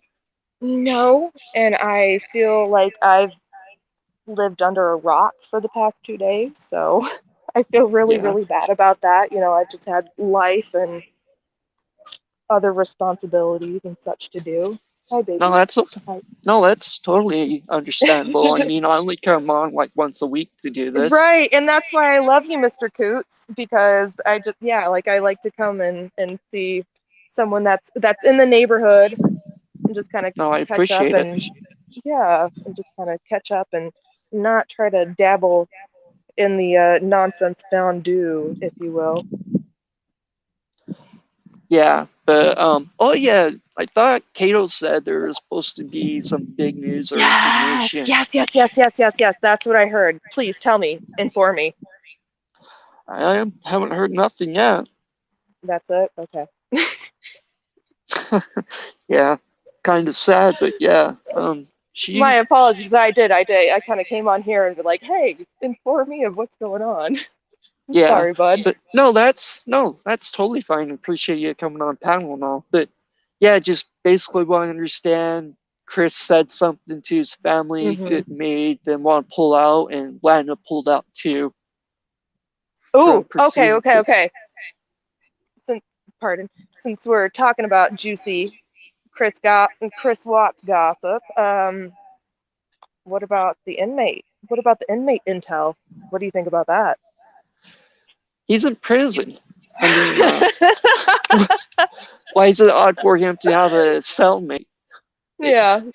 You know what? I think they did. They broke it down very digestibly to say, yeah, you're right. If you're in prison, yeah.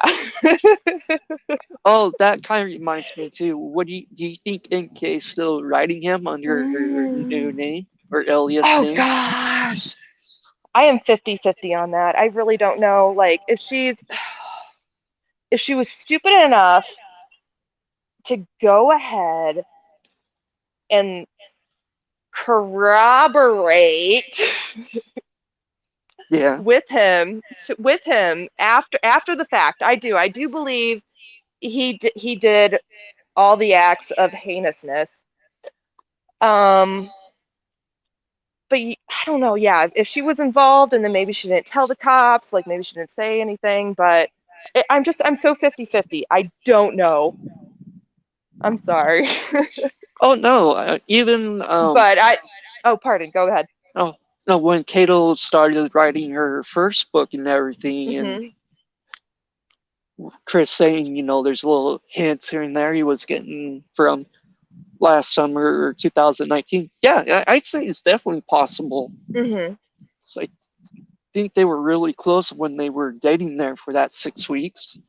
So yeah, I could see it possible of her writing, maybe wanting to get closure or still obsessed with them. Yeah, I think it's totally. Here's what doable. I have dancing around in my head. I shouldn't say dancing around, but not really flittering around, just like a stupid thought. I do remember Mr. Lairbear, just Larry, saying that his friend they confirmed that there were threesome photos that were. And I keep asking him, like, Lairbear, tell me about the threesome photos. Please tell me about the threesome photos. I don't know. I'm that person. I'm nosy. Tell me about it. Which would go and confirm that him and Dylan maybe are having a little butterfly affair. I mean, I you don't had know. Trent there saying, he slept with Watts and everything. It could be true. And Well, I again, do them believe, saying, just trying to fulfill their needs for the stay in prison. But I'm talking about leave someone alone and horse with no name and all that stuff. So. oh no, I could totally see them doing that. I mean, right? While And then him going off saying that Chris Watts is a sex addict or something like that. It just kind of, I don't know, just kind of all wraps it all up. I'm not looking at chat right now. Should I be looking at chat? Oh, I'm not even looking either. Okay. I'm on my phonular, so I don't really know how to. Okay, I don't want to click that X, so just in case I don't want to, whatever. But y'all hate me for what I'm saying. I don't care. Yeah, Pardon. no, I think most of everyone agrees with you. No, okay, we're all friends. Yeah, you're my friends, definitely. even though you're not my friends. Appreciate it. Yeah, no problem. But yeah, there's just so many theories around the Watts case and what happened or not.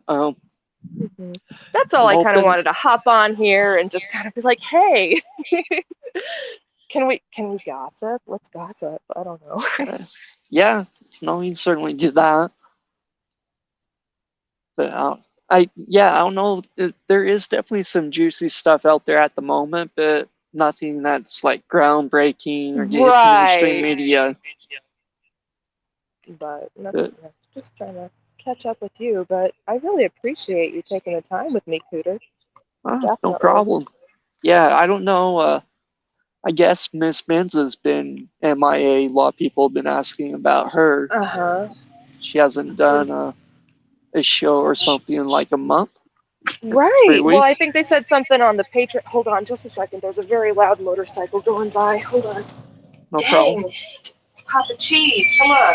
Be quiet. Okay, you can hear me a little bit better now. But yeah, I was just kind of, whatever. And she kind of, brought different aspects to the discussion. I don't know if it was a discussion or not, but you know what I mean. Yeah, no, she certainly did have a different point of view as far as with Shanann and what she treated Chris about. Yeah, absolutely. I mean, come on. You see those videos, and there's. My sister is a nurse, and she had red flags up right away. And she's like, why aren't we asking questions? And why, if we do ask questions, why in the hell are we getting flagged for them? Yeah, we shouldn't.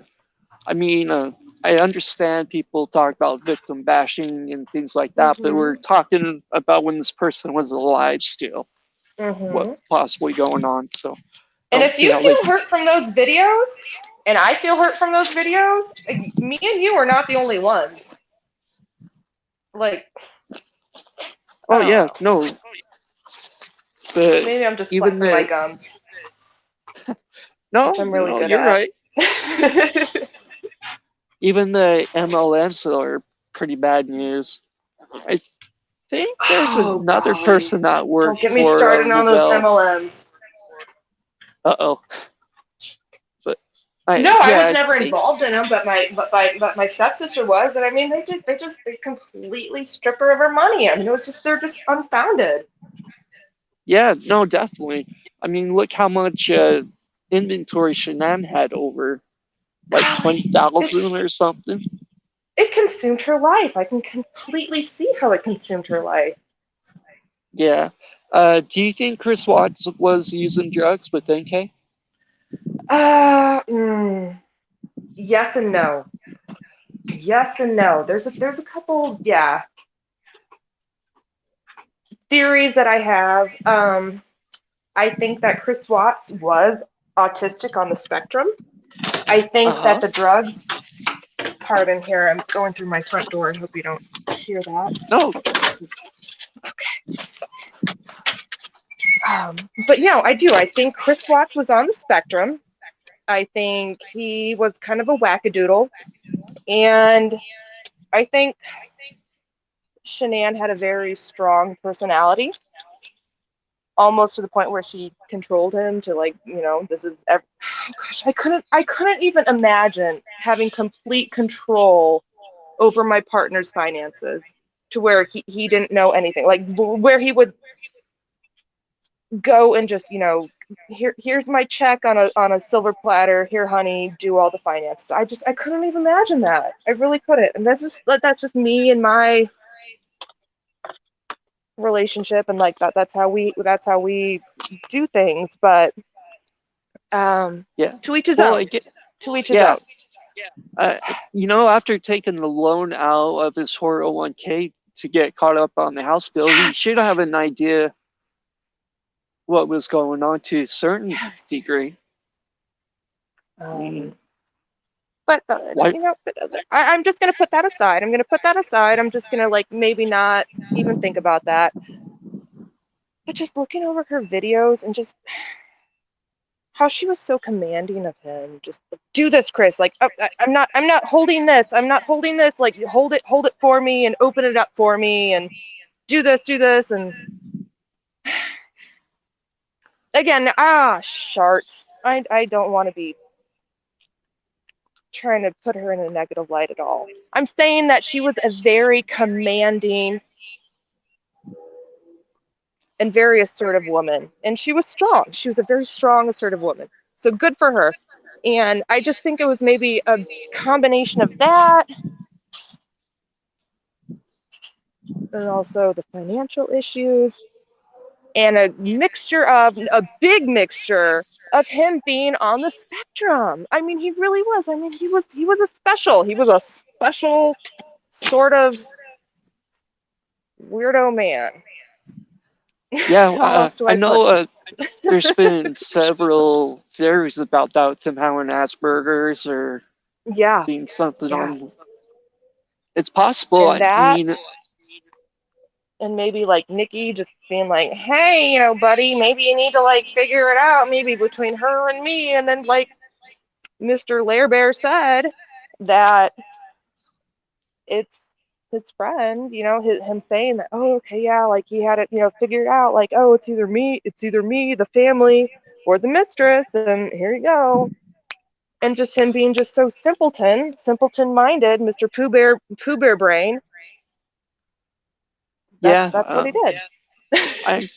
I definitely wonder that conversation they had, the lazy dog, him and his little empanada.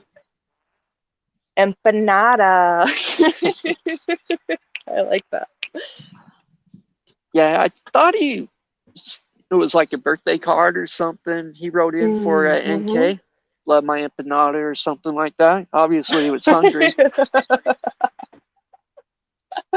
Oh, Coots, you're silly. I am. You are. We're just two silly empanadas. Exactly.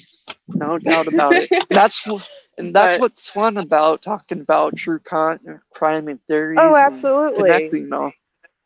And let me just say, like, this is all just cotton candy theory. This is just like all my brain just going to like mush. Like, everyone like you two, please, please, please, please do not pin this as to what my actual thoughts are.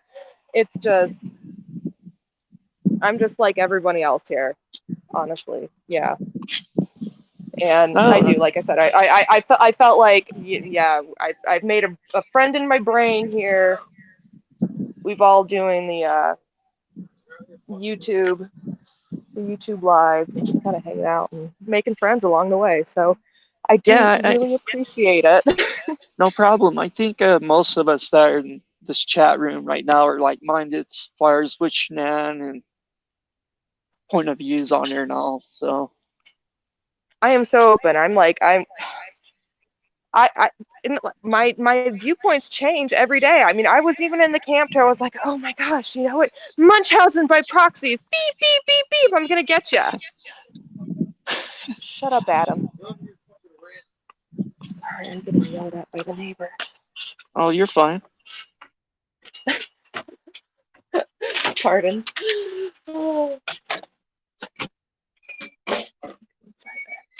But no, I really do appreciate you having me on and just letting me kind of spout off here and just kind of say, like, what the heck is going on? Like, we all do need to just sort of take a step back and kind of look at what's going on. And also too, what is the heck with like her Facebook? Her Facebook's getting deleted. Like, there's like big chunks and chunks getting deleted. Not even with that. Well, I kind of wonder if Facebook has a policy on people that pass away or they know about for sure. Gradually, they start shutting that web page down and stuff.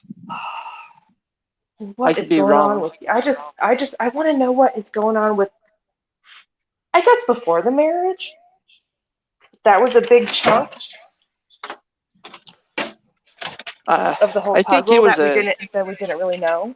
Yeah, I think to a certain degree he was a cash cow to her because he had a little bit of savings still. Yeah. Right.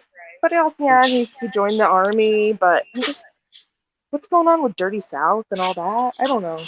That's just kind of little things that little tags that we haven't been able to, pick up, and you're like, well, what about that? Can you? Okay, well, this kind of makes me think that she cheated on her husband before or not, because how would she move up in the company that quickly and get that nice of a house? So, yeah, I think she was cheating on her husband during that time. I mean, being at the office and working 4 hours or not to a place that sold, like, tires and rims. Come on. Allegedly. Yeah, allegedly. But yeah. I don't want to turn this into a Shanann. She hates it that I can't even say her name right. Shanann. Yeah, Sorry. no. I have a hard time with Shannon too. But yeah, there's just so many holes to it. I mean, it's just exhausting. It's exhausting. My mother hates hearing me. What are you doing? What are those things in your earballs right now? I go, nothing. Hold on, woman. I'm listening. I'm listening to my true crime podcast. Don't worry about it. Yeah. I don't know. I gave the link to my mom. I was wondering if she was getting listened tonight or not. She pops in once in a while too. Let me get off. Let me stop yappity yapping. I really apologize if I was really annoying anybody or. No, I appreciate you coming on. Thank you. Coots magoots. That's always. I feel like you're a friend in my head. I do. I listen to you guys. Absolutely. I hope you have a nice Easter. You too. You too. I'm gonna sign off here and say, everybody, I love y'all, even if you don't love me back, but that's how I am. That's a good way to be. Yeah, absolutely. All right, Coots Magoots. You have a good one, okay? You too. Yeah, it was good chit-chatting. I agree. All right. Bye-bye, bud. All right. Bye. So, what do you guys think with the Watts case and everything up to date? Do you think Chris is writing NK, or do you think that's false information?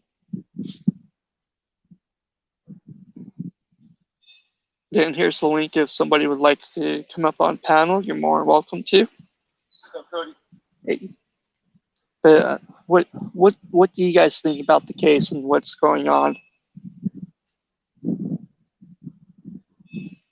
I agree, Melissa. She did an awesome job.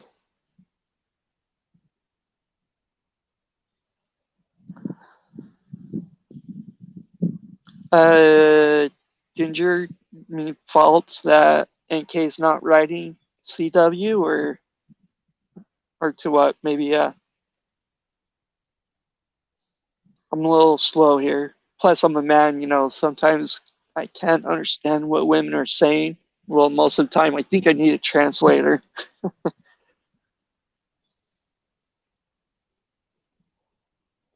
But then here's the link if someone would like to pop up.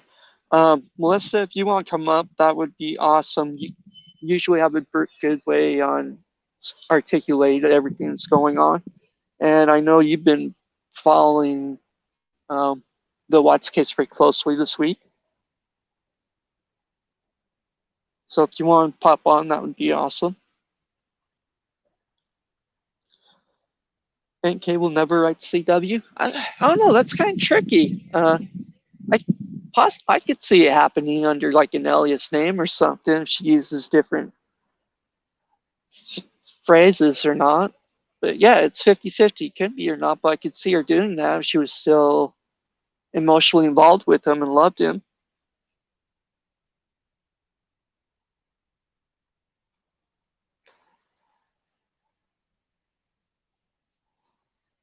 Thanks, Pat, for coming on. Appreciate it. You did awesome.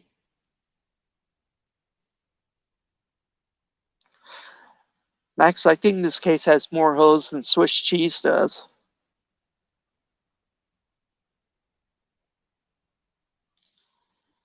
Yeah, another thing too, like one reason, well, the main reason I don't trust Cato is because her first book got plagiarized. And then she said a couple of times now that she has information given to the cops and there's supposed to be arrests coming up and there hasn't been anything. And like, how is Cato getting this information and talking to Chris or not? It's just, oh, definitely Ginger. Yeah, I agree. She was just toying with the kid. Come on, we know Chris is never going to get out. I mean, he can get some type of relief, but where he admitted and knew where the bodies were, I don't think he would have gotten out unless he had some new convincing information.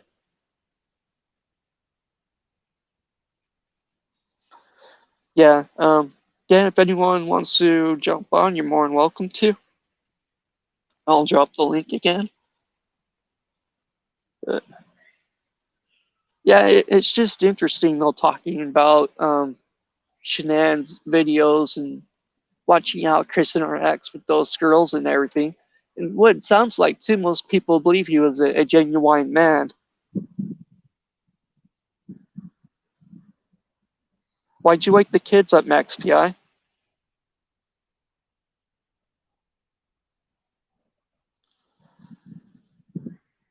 Yeah, I agree with you, Muna. We don't mind Melissa.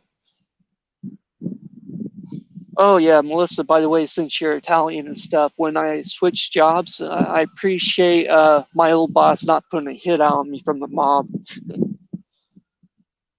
Or trying to throw me into the trunk or something. I appreciate that. They were an awesome family. They were really good and kind to me, but just economic times.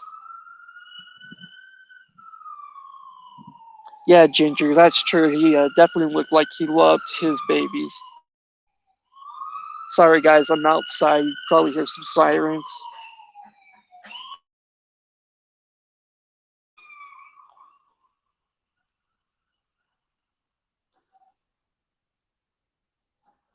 Who has cement shoes, Melissa?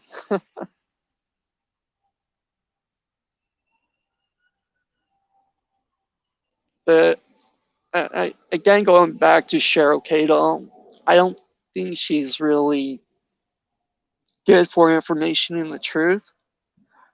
I don't think she's a bad person or intentionally means to do this. I just don't think she has valid information. Seems like this would be like her third time and nothing's happened. So I just think she's just full of lies.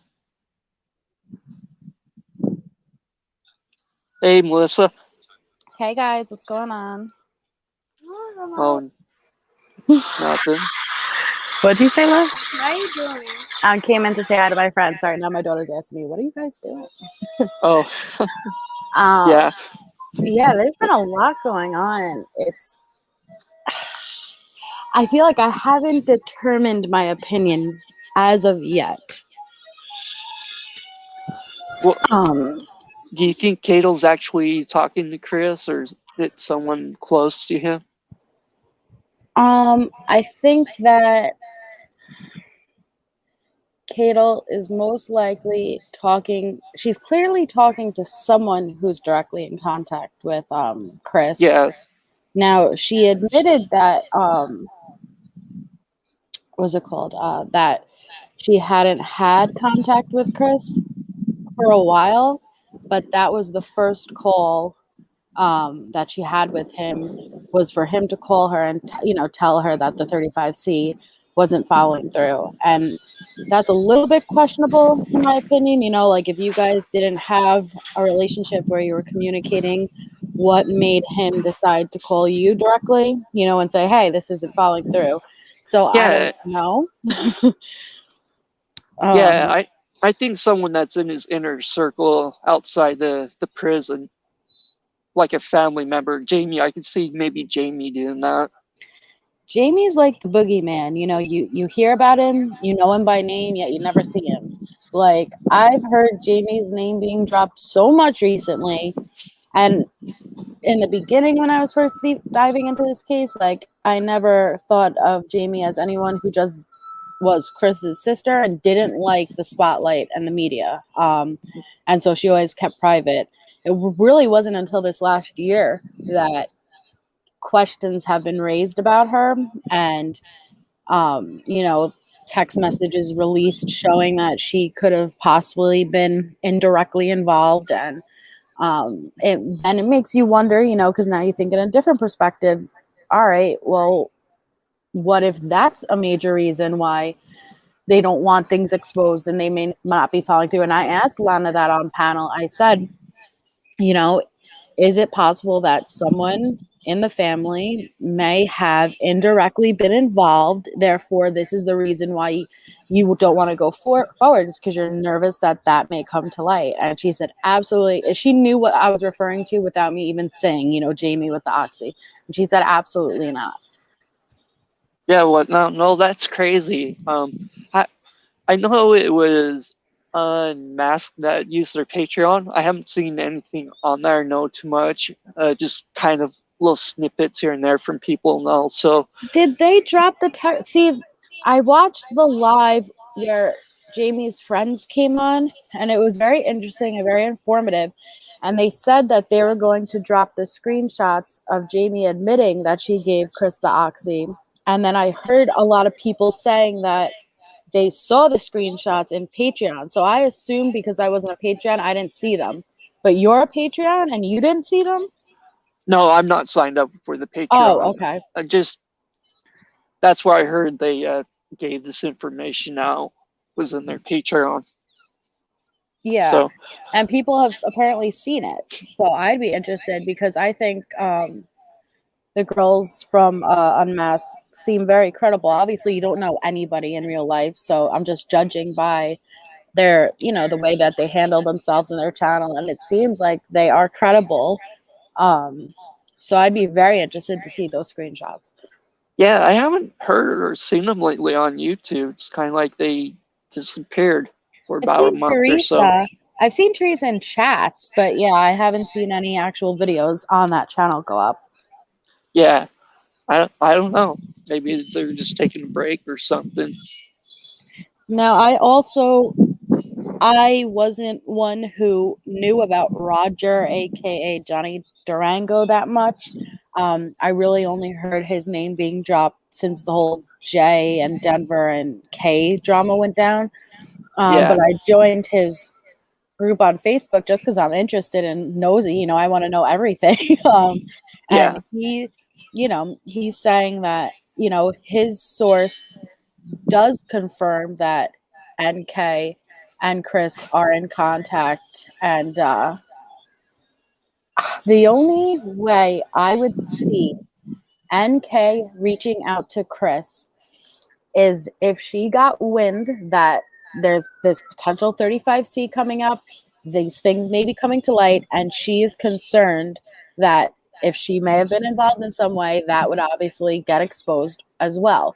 So if she reached out to him, I think it would be in a manipulative way to give him just enough to keep his mouth shut. Like, hey, I'm reaching out to you and I'm just giving you the tiniest little bit of me with the hopes that that'll be enough to keep him quiet for another 2.5 years. And then now after another 2.5 years, she has to give him a little bit more, then so be it. But that's the only circumstances I see NK reaching out to Chris.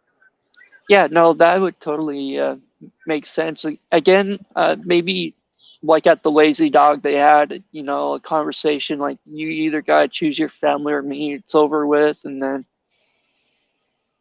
him doing the familiar side, but I actually don't think she was there that morning, unless they have some data that comes from being, so that's not redacted. Just kind of getting like the Daybell case and how they were able to find the kids with Alec's Exactly, phone. yeah. I mean, I struggle like you to think she would ever be stupid enough to get her hands dirty in the actual murders.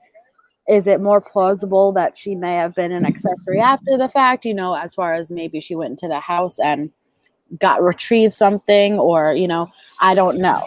But I definitely believe she was a manipulative person. I've said this before, where she knew she was pushing Chris to a breaking point and not into a good place, even if he didn't murder the kids, even if she had no idea he was planning on doing that. She knew she was pushing him to a point where he was about to lose his family, his house, his kids, possibly his job. She was pushing him into a bad place. So that's why I hold her accountable in some sense, because she knew what she was doing. She knew what she was doing. Now, does that mean that she knew he was going to murder his family?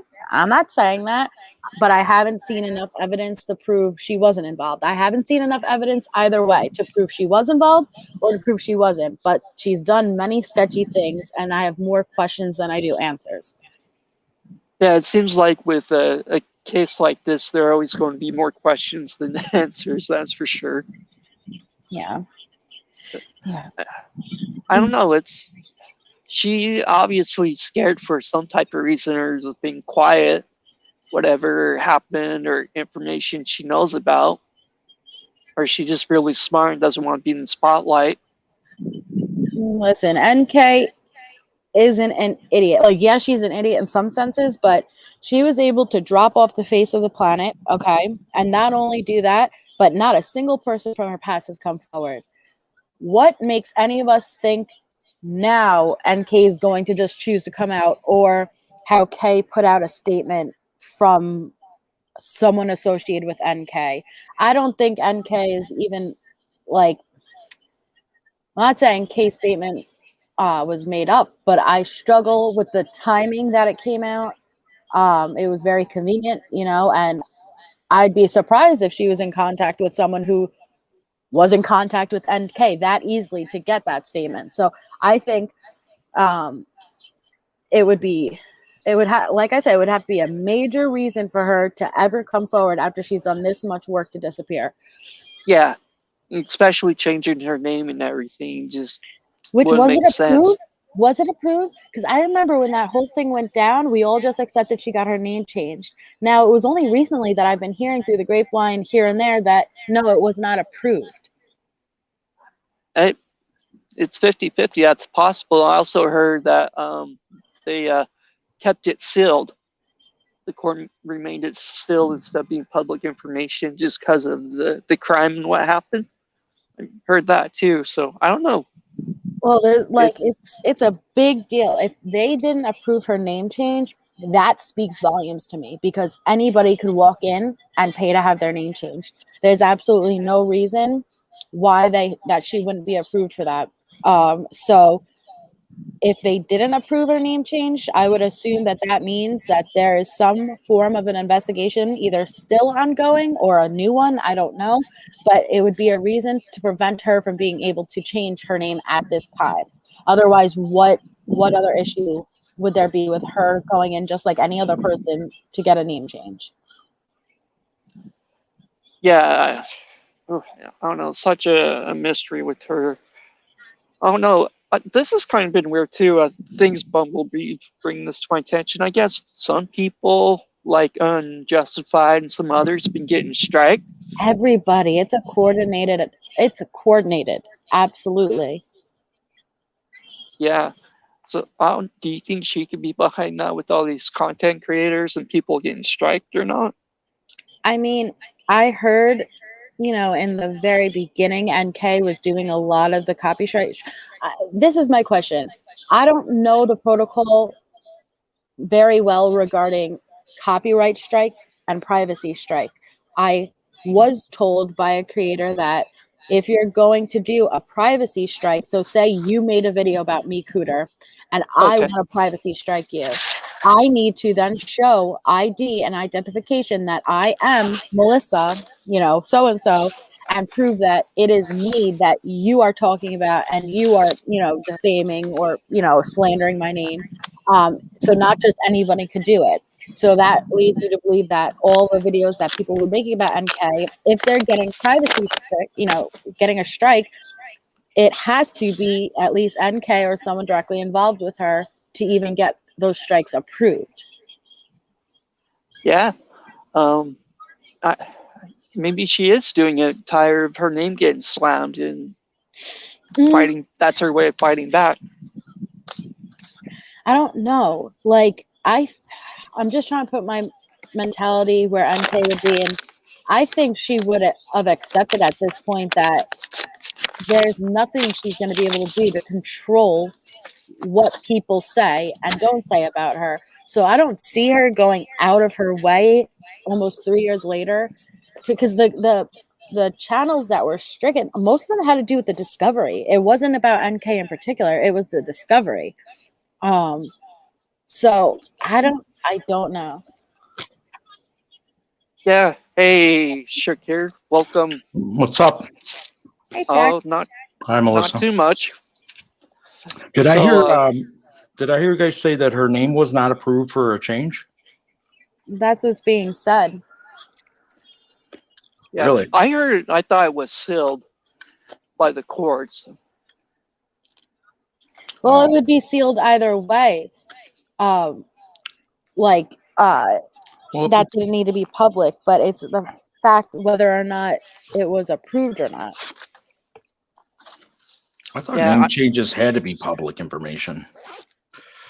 That you couldn't just change your name without people knowing about it, because it's kind of a big deal. Yeah, no, certainly. Do you think she's behind some of the strikes, behind some YouTube channels then? I don't know. It's good question.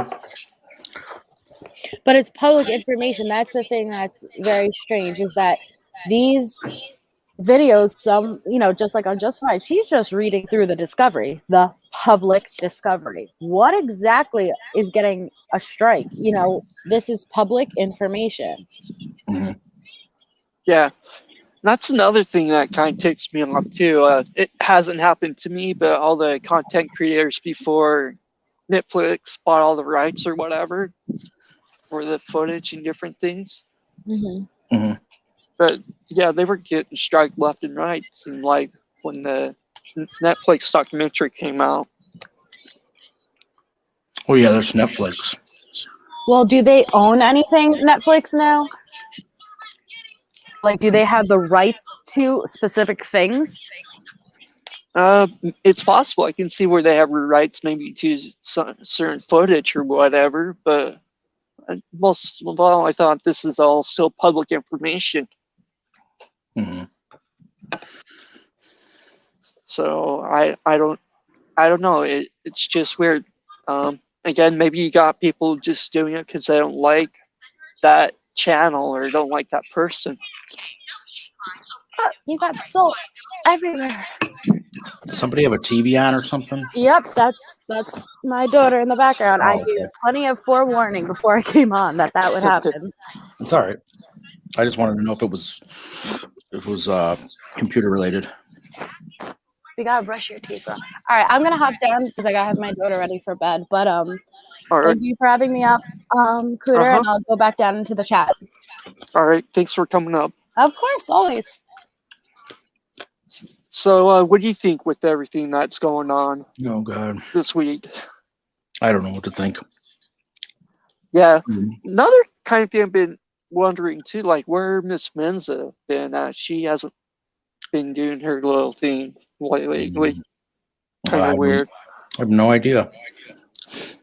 I haven't seen her either. Yeah, I was getting some messages about that, and like again, she blocked me or banned me from her channel, so I just kind of quit seeing what was going on there. But Yeah. Well, yeah. I find it getting blocked or banned is just move on. I wouldn't take it too personally. No, I don't. You know what? I always say that if you don't want me there, then I don't want to be there. So Yeah, I never want to amen. be somewhere where I'm not wanted. No, I agree with you. I'm not going to cry and whine and moan about it. Yeah, this is kind of what I found interesting. When Lana came on my channel about a month ago, and how bad Critical K attacked her, and now they're like good friends. I'm glad they're friends and they're talking, Oh, but yeah. that threw me for a loop. You ain't the only one, brother. Yeah, didn't see that coming at all. And did you watch the CK live with Lana? I did the first one. Yeah. I caught it, and then I watched part of the second one, and it was completely different. Is that with the comments?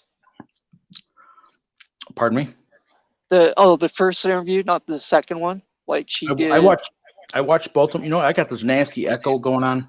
It's really throwing me off. Let me go back out, come back in. Okay. Okay. You get an echo and it just really throws your mind off. Yeah, that's what's going on with me. I'll be back. Oh, no problem. I understand. So again, guys, just kind of wondering with where Lana was on my channel about a month ago and how bad CK came after her and all and was accusing, attacking her to the relationship that we saw a couple of days ago evolved. I think it's good personally. It's good to where they can talk and compromise and have a civil debate or discussion. So I think that's great. What are you guys saying here in the chat?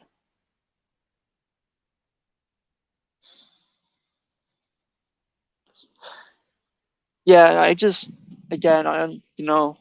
shouldn't be an issue on whether people listen to or being banned. Again, I said this before and I'll say it again. I think it's important, for you guys to listen to different content creators, get your sources from different areas, and then forming a solution or your own theory on what happened with the Chris Watts case. But again, I think that's important to spread your wings instead of listening to one chat room and to go around and to gain knowledge and information from different people and seeing what your thoughts are.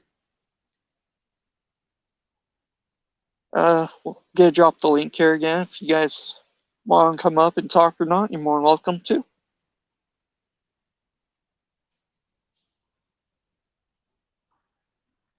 But I'm glad to see CK and Lana getting along.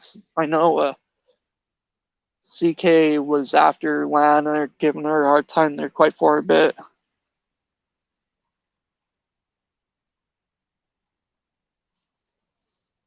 But it just, I don't know. Again, like both cases, like lately with the Daybells, I've been probably getting more attuned to that because there's a new information and they haven't had the trial.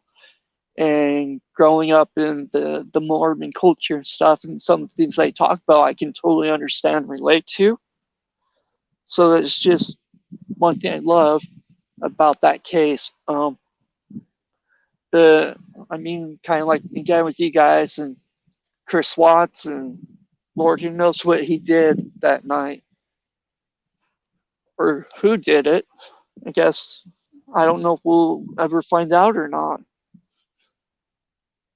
As again, I believe Chris is guilty to a certain point, but if there was somebody there or not, I don't know. It definitely makes you wonder with hiding the bodies and everything, if he had help or not. Thanks, Brenda. Appreciate it. Yeah, this is everyone's opinions welcome here. No one's gonna bully you. If not, they'll get blocked or something. So yeah, all opinions are welcome.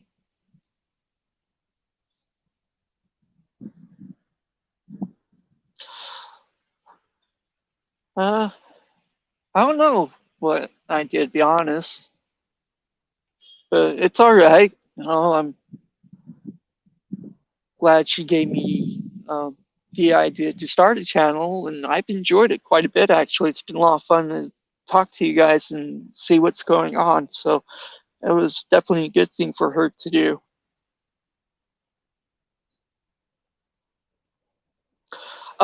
Brittany, is that the Mysterious Case Files with the Southern accent?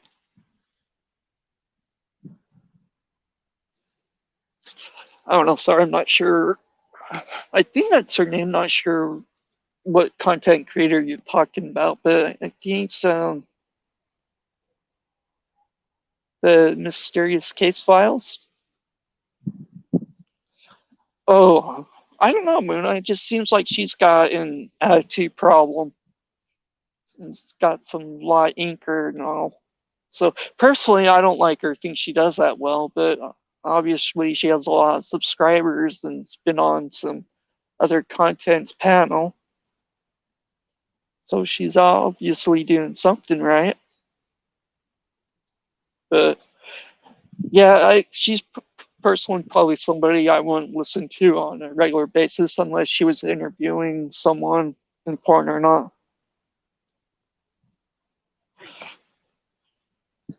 Who has too much free time, Brenda? Oh, Brittany, drama creator. Yeah, I could see that. I mean, her and Cher were going after each other for a while after Cher had her on her panel. I think if that's what you guys are referring to or not, I don't know.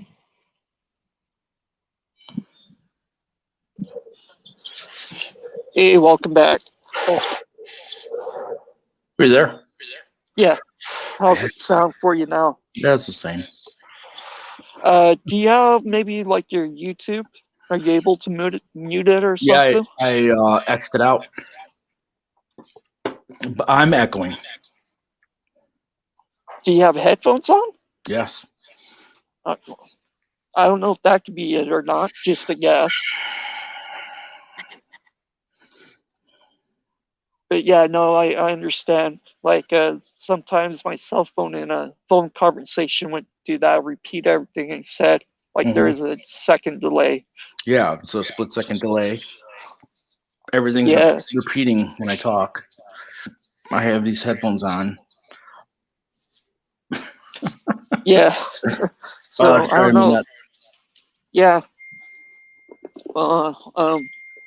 Do you have to? Yeah. If you mute, can you try muting just to see if we can troubleshoot this? Is it Yeah. just no trouble? Here, I'll mute myself now. Yeah. Hello, hello, hello. Yeah, see the echo's gone.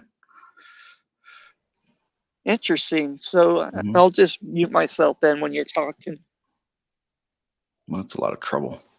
No, it's all right. I'm not worth it. I'm not that important. Oh. What were you guys talking about here? I hear you say somebody say that mysterious channel. Mysterious case file Britain's causing some drama or something, I guess. I don't know what's going on exactly, but she's been pretty riled up, I guess. She got a nasty attitude. I don't watch that. I don't watch that girl. Yeah, it's all gossip and drama and chain smoking, foul mouth, bad attitude. Give me some money, that kind of shit. I can't stand that channel.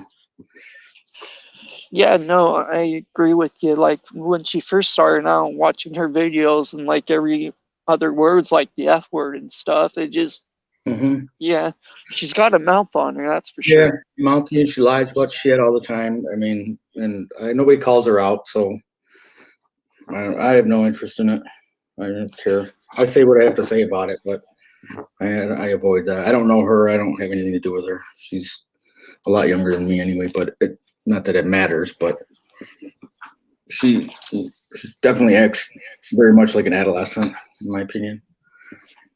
No, I agree with you. I don't know why she acts this way. Maybe it's to try to gain some attention. Well, she's getting it, but it's not positive attention. It's pissing people off, and she's combative, and she's battling with everybody she comes in contact with, as far as channel people, channel creators. She's buddy one day, and then the next day it's I'm filing a lawsuit, and so it's been nothing but drama. It's a train wreck. It is. Yeah, that's kind of one thing I like about smaller channels versus like CK, Miss Mensa and all is you don't have as much drama and you get to know people on a different level of being friends and stuff. Why do you feel like you got booted from Mensa's channel? Are you sure? I think she timed me out or something because I would try to type something and I could see it, but nobody else would respond. So I kind of noticed when I tried to say hi a couple of times, you would have a bunch of people saying hello, and a few times no. So it's just my theory, maybe not, but just the way people weren't responding like they used to, I kind of feel like something happened. Yeah, I don't know. To respond to that, I think with her, I don't think it takes much to piss her off or to get her to block you. I don't know. Just how I feel. Yeah, no, I agree with you 110. You may not have done anything wrong, or you might be associated with somebody she doesn't care for. Therefore, you're in that pile. You're labeled right along with them. Who knows? I have no idea. Well, I think it goes back to about a month ago. CK was being combative with Lana or something, and there was a few people that from Miss Mensa's channel that was over there, talking or saying how they feel, and I think Miss Mensa was worried that all this drama was going to come back and like bite her in the butt or something bad was going to happen. You were going to lure everybody in to her channel. Yeah, or she was going to get like the repercussions from other people, I guess is the best way to say it. So I think that's why she might have blocked or timed out or did something. Well, oh well. Are you sleeping good at night? Yeah, yeah. About Yeah, you? I wouldn't worry about it. Yeah, I'm not. It's just kind of weird or notice and all. Yeah, I But understand. You still have those questions, you know. You kind of wonder what it is you did, even though it's not a big deal. You know, I understand. Did I yeah, hear so somebody say that Brittany didn't that the Brittany girl didn't have a lung or something? She had one lung. Did somebody say that? Somebody said where was it at? She only has one. Brenda said she only has one lung. I know the girl wow. had. She said she had heart surgery when she was younger, when she was a child. But yeah, back to her. She polished off a pack of cigarettes within about 3 hours. I'm not kidding. That's a She lot, was on her. isn't it? Yeah, I mean it was just one. I mean maybe 3 or 4 minute intermissions between, but it was just cigarette after cigarette after cigarette. You know, I don't care. Smoke your heart away. I don't care. Smoke your life away. But I just thought it was really unusual, I guess, for somebody to smoke so much in such a short amount of time. But Yeah, no, that's ridiculous. Going through a whole pack within like 3 hours or yeah, so. That's it's just kind of, it's almost like funny, you know, like, goddamn, like, I mean, how long does it take you to go through a carton? It was just a lot. I mean, she was smoking so much that sometimes I would wonder if it was the same cigarette or if she did change cigarettes, you know, like, it almost seems like it was just one long, I don't know, it's hard to explain. But sometimes I couldn't tell if this was a new cigarette or if she was still working on the old one.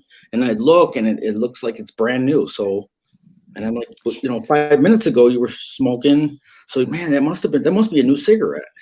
I mean, it's that close, that close. If you're not paying attention, if you blink, you can miss the intermissions between cigarettes. It's just funny to me. It is. yeah, no, When it, that kind of makes me wonder with the carton too. Mhm. If she was able to get, I don't know, do you think she could smoke about half a carton within a day? I mean, at that rate, God, I mean, I'm not kidding. I'm not embellishing, exaggerating, nothing. It had to be about a pack of cigarettes. It was a lot. More than 10, more than 15. There's 20 20 cigarettes in a pack, I think. Yeah. She must have a lot of stress. Because that's the only thing, I could think of is people like they need an extra drink or a cigarette or something when they're stressed or Mhm. nervous about something. Yeah. Well, she was going off about people coming after her channel or her enemies. So Yeah. Well, share voices from behind the wall or something. Like the last time I heard or saw her, she was on panel and they were just talking, I yeah. guess.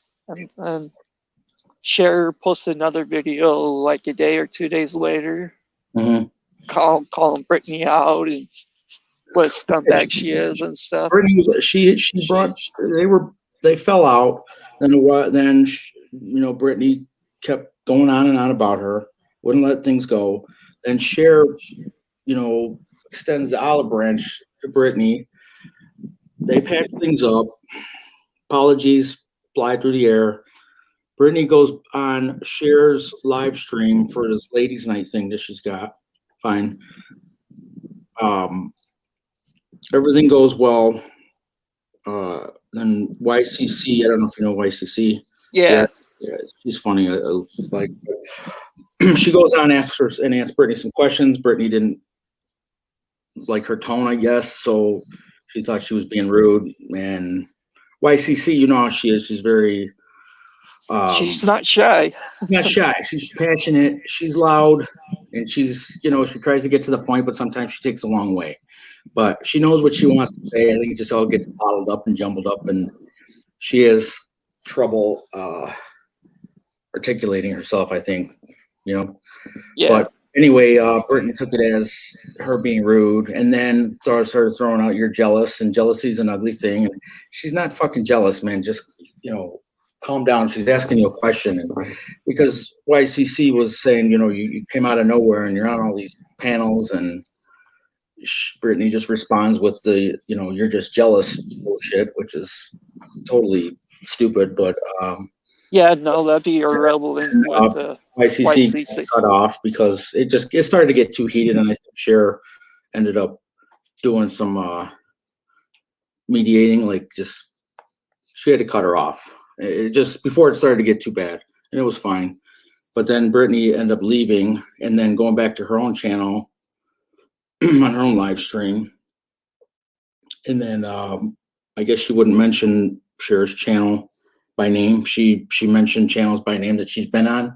And then when she was time to list Cher's channel, she said that, and that she referred to it as that other channel. And then later on, again, she referred to it as that other channel that I will never mention again or something. And that just kind of set things back in a bad light again. So now they're back on the outs, but it wasn't anything Cher did, that's for sure. It was nothing Cher did. That's absolutely sure. I'm absolutely certain about that. Yeah, I don't know. I like Mr. Cher though, like that documentary he's putting together. I think that should be really interesting. Yeah, he's really interesting, very intelligent. Yeah, I like his work too.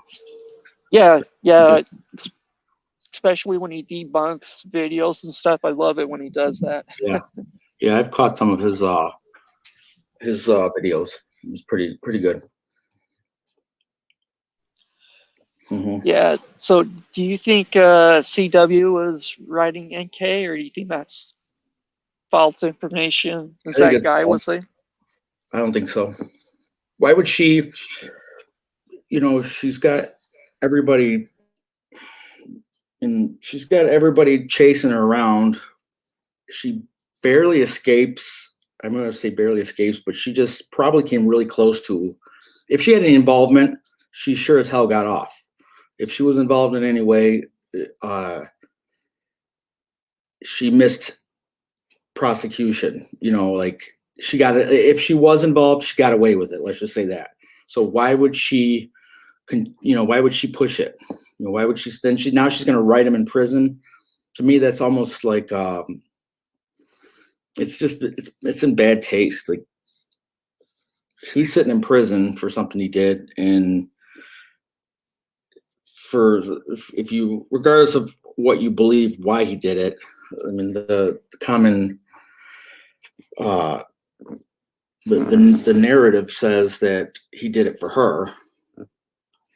I just feel like if she was to write him, it would be like throwing salt on the wounds. Just kind of. I don't know. I can't see her writing him. It's almost like saying, what is she going to say? How is she going to open her letter? I wrote this in a comment. I don't remember where, but how would she open that letter if she was to write him? What would she say? Hey, what's up? How's the food? I heard they don't have much hot water in prison. What are they going to talk about? His letters are monitored. Everybody's mail is monitored in prison. And is she going to take the chance to expose herself again if it comes out that she is writing him? You know what I mean? It's not going to be a good look if she's writing him. So I don't think she would even take the risk at this point. I can't see it. Do you think the Dave guy, he was being honest or truthful when he was on other channels being interviewed in his newspaper article? Oh, that guy? Yeah. I don't know. Because of his criminal background, he's already lost his credibility with me. Because of the nature of his crimes, this kind of turns my stomach, and I don't know. I don't think so. He could have. He could. Yeah. My favorite thing is he has his cellmate. He's in prison. What do you expect? Yeah. Well, he wasn't his cellmate, was he? I don't remember. No. That's what I No, thought. they became friends, and he moved into a cell that Chris was occupying a little bit. Yeah. Okay. Yeah, they were never. It's kind of interesting too, I guess, with the accusations he's making against old Chrissy there, especially with Tim and Dylan being lovers. I don't know. There's some crazy stuff going out there. Yeah. I don't think I believe anything he says. And then wasn't he on another channel or was on the news? Wasn't he on a news network, Fox or something? Where did he I pop don't know up? if he was on Fox. There is a UK paper or something that he had in there. The Daily Mail was the one that broke the story. So did he go to the Daily Mail to tell them the story, or did the Daily Mail get wind of it somehow and contact him? How did he get in touch with this tabloid magazine? According to AD, he's the one that set it up or introduced Dave, according to AD there. So AD got Dave in touch with the Daily Mail? Yeah, I believe because when Dave came on and was doing his interview at first, there was someone that worked for the Daily Mail wanted to interview him or something. But somehow they got the idea from AD was interviewing him, from what I understand. AD was behind it? Yeah, apparently. I mean, what isn't he behind? His fingerprints on it somewhere? If he's got his fingerprints on it, then I automatically question it. Sorry. Yeah, no, most definitely. Yeah, well, I'm glad the guy's out. I hope he's just making good choices and not stupid. So, some people say that he doesn't have internet restrictions, but being a sex offender, being released as a sex offender with charges like that, I guarantee he has internet restrictions. Oh yeah, no, Or I you can agree only with you use 100%. electronic devices that are. Everything he does is going to be monitored from now on, depending on his probation or post-release conditions. But Yeah, most of it makes me is wonder. electronic surveillance. He's going to be monitored, and you have to purchase those things from. There's special phones, special computers. You can be on the internet. I mean, depending on your conditions, but you can be on the internet, but it's going to be monitored by your probation officer and your phone too. And some people are just banned from the internet altogether. They can't sit behind a keyboard whatsoever. And if they're caught, they go back for violating. Yeah, no, that's definitely true. That's kind of one good thing about cell phones and being a digital fingerprint for cops and all from their point of view. Definitely see what he's up to or not. But yeah, no, I agree. He's got to have some limitations on the internet and things. But I don't know. It's just stupid going back from Dave, and then you got Cato coming out and saying she got some breaking news. Someone will be arrested this week. Blah blah blah. Right. How long have people been? Any day now, someone's going to be arrested. She said that simultaneous plus. YouTube creators' doors going to get kicked in at 6 a.m. in the morning. It's going to be a simultaneous thing. They're all going to kicked in at the same time. Could be. Wouldn't surprise me, but I'm just saying that there's so many false claims of any day now somebody's getting arrested. AD's getting arrested. Next week I got irons in the fire. He's getting arrested. He's getting wrapped up pretty soon. Sure. Okay. I don't know how you can arrest somebody in another country. Yeah, I don't know. That would be ridiculous. Or trying to take them to court, recording their laws or whatever. I mean, our justice system and our courts are over capacity as it is. Caseload. Yeah. Can you imagine if we had international courts and you could have someone arrested or prosecuted in another country easily? I'm not saying it can't be done, but you can't just call Scotland Yard and have someone arrested in the UK. Yeah, no, it'd have to be something pretty bad, and then to do like an extradited or whatever. Right. Some international, cocaine smuggling, child abuse or something. Yeah. Oh my gosh, that speaking of like cocaine and drugs and stuff, El Chapo, what do you think of him? How he escaped from the Mexico prison? Pretty crazy, huh? Yeah, I think it's crazy. I think there's I think he paid quite a bit of money to get out. Well, he got out. When he got arrested in well, he's in Colorado now, isn't he? And he's somewhere in the States, I don't know where. I think he's in Florence. He's in the Supermax facility. Yeah, he ain't getting out now. But when he was in Mexico, in prison there, he purchased a house or land close to the prison, like within a mile of the prison facility. And I guess it was a house or a building he purchased, and that's where the digging began. And he hires these engineers and geologists and all these professionals, diggers and explosives experts. And they all they get together and they constructed this grand tunnel and dug all the way to his cell, and they got right to where they needed to be. I mean, isn't that funny? Yeah, no, that's amazing how precise they were and everything, Yes. and the small of the hole. Right to the shower. That was the X marks the spot, the shower, because that was the only part of his cell that had an obstruction from the cameras. He was under surveillance, video surveillance, 24/7, with the exception of the little partition in the shower that they couldn't really see. And that is exactly where he went out, and he was gone.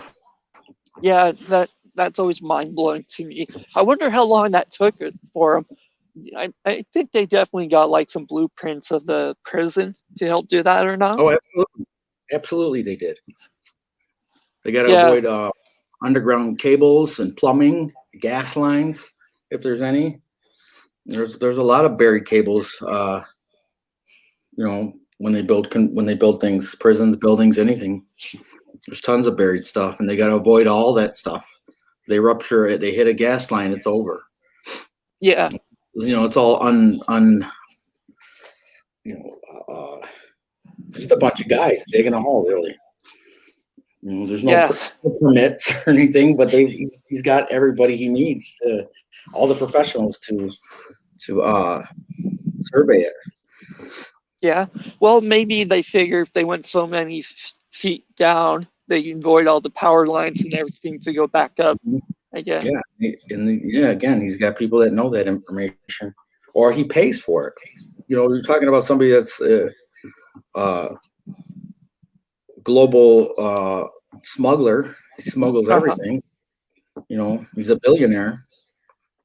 Well, it's just crazy, like how intelligent some of these people and creative they get, like smuggling drugs and coming up with different ideas. Some of these cartels, it's just mind blowing. Mm-hmm. Yeah, the money is just limitless. Yeah, the thing is, I can't afford it. Me too. You said that eventually the U.S. border is going to end up collapsing somewhere because there's so many tunnels that have been dug over the years.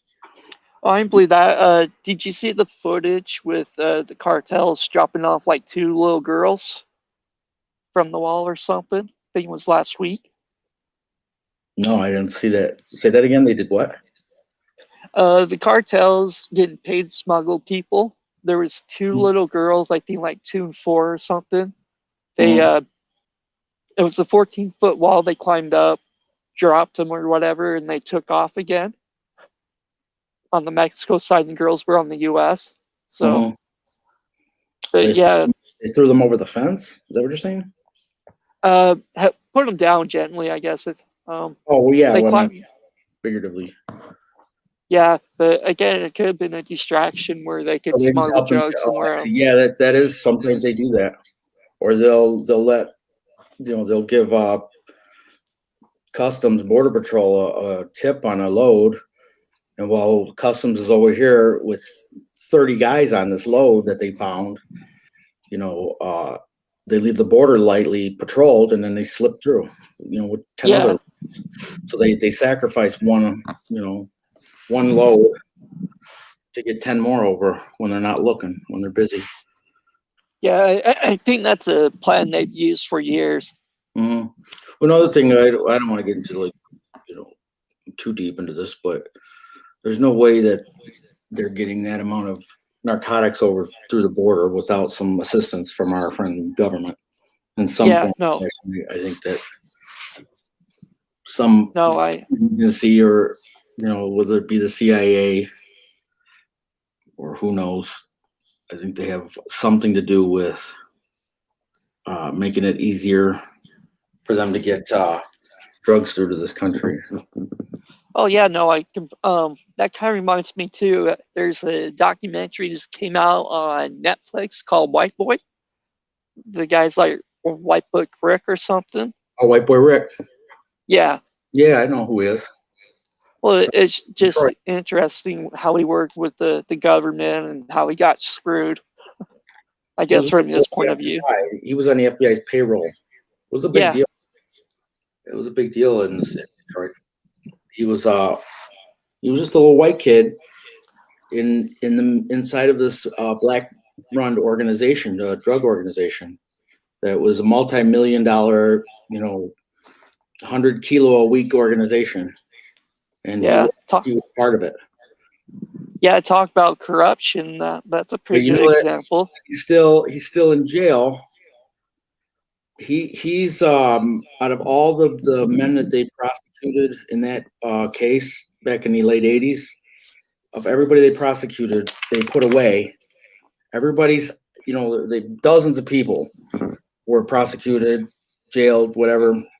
Everybody's done their time, died, whatever. He's the last one that's still sitting in there. He's the only one that left out of that entire deal, that whole case that came up when they took down that organization. He's the only one left, and he's the only one still sitting in jail. Everybody else did their time. They got 15 years, 12 years, 10 years. They're all gone. They've moved on. Why is this guy still sitting there? Yeah, that's pretty messed up. But he crossed the wrong. I think he crossed the wrong people. He told on some big people and politicians, in the area, and I think that's has something to do with it. They're really sticking it to him hard. They're punishing him because he's been in there almost 30 years, I think. Even Kid Rock was trying to get him out. Offered him a job, told his parole board that he would give them a job. He would give White Boy Rick a job, guaranteed, keep him out of trouble if they would just let his ass out, and they still wouldn't do it. But he got caught up in some car theft ring or something. In Florida, I guess they gave him like 5 years. Florida. He got caught up in something with that. Okay, I guess they either sent him to Florida. They're going to send him to Florida to do his time there. They were adding on 3 years for that.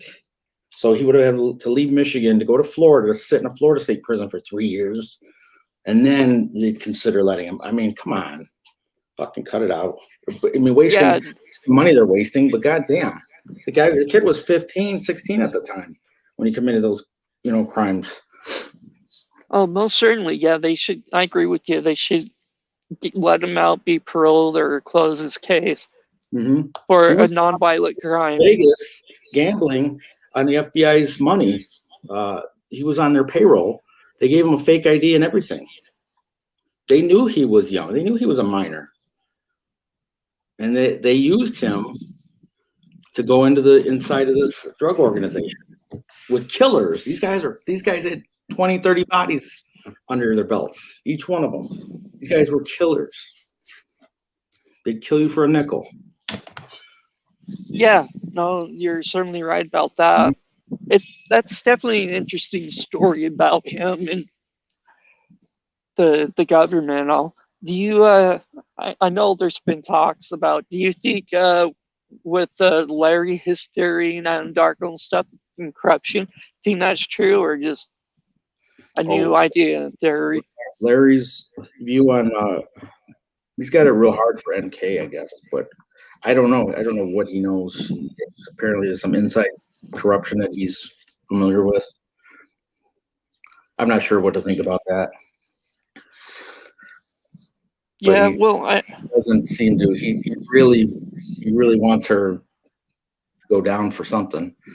You know, and he doesn't seem to be too happy with people that don't think that she had anything to do with it. But you know, it's worth listening to, I guess.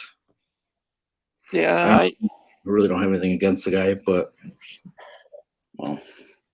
Yeah, well, I guess Larry was going after Lana pretty hard in Critical K's chat 2 days ago. I don't know if you saw that or heard, but Yeah, I seen her chat, her live stream. I'm sorry, and Larry popped up, made some comments, and then Kay offered him the panel, but he said I don't know, it was late, sick, whatever it was, and he just turned her down for it. Never appeared on her panel, but then she was calling him a man baby and was throwing mud at him. Yeah. So oh no, it's pretty interesting though. But yeah, definitely listening to those recordings that Lana has. That'd be pretty interesting.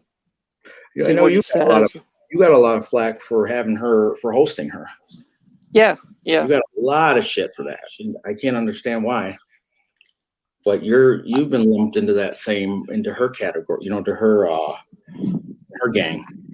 And yeah, well, that's what I find interesting because that happened about a month ago that she came on the panel here, and just Critical K just drilling like the whole chat was being blown up by Critical K till I think someone blocked her, but yeah, she had a hard on for Lana. Yeah, she did. A lot of people did. I heard her name in a lot of videos, and not in a positive way. It was just you know, Lana and that from Cooter Brown, whoever that guy is, and he's just the host of she just used his platform to speak. That's all it was. Yeah. You know, but you got a lot of shit for it. People don't even know who you are, but they're assuming that you're that you're in her back pocket somewhere and you're working with her. You know, like it's possible for them to think that maybe you're just allowing her to use your platform to answer some questions. That was it. Yeah, that was really that's basically it. People are convinced that it's a lot more than that. I knew you would shit for it, but I didn't know it was going to be to that degree. Well, go ahead. Oh yeah, no, a lot of people have a hard on for wanting to get her not because of the Shazam videos, and that's kind of getting old. Mm-hmm. People don't want to let that go. People don't want to let it go. One video, she did what she did. Move on. It's over. But goddamn, in Critical K's chat, it was. I mean, every couple comments, it was. You made fun of a dead woman. You were mocking a dead woman and her children, and you dressed your child up like Bella, and over and over. The Shazam shit it was just repeated over and over by different people, and she kept trying to tell people, like, cut it out, like, get over it. People make mistakes. She apologized for it. I don't, what do you want her to do? But yet they continuously return to the Shazam videos. That's all they talk about, and it annoys the shit out of me when I see it. Yeah, no, I agree with you. It's pretty annoying, and how people hold grudges for however long. Yeah, Lana shouldn't have done that. It was wrong, but yeah, it's done. It's over with.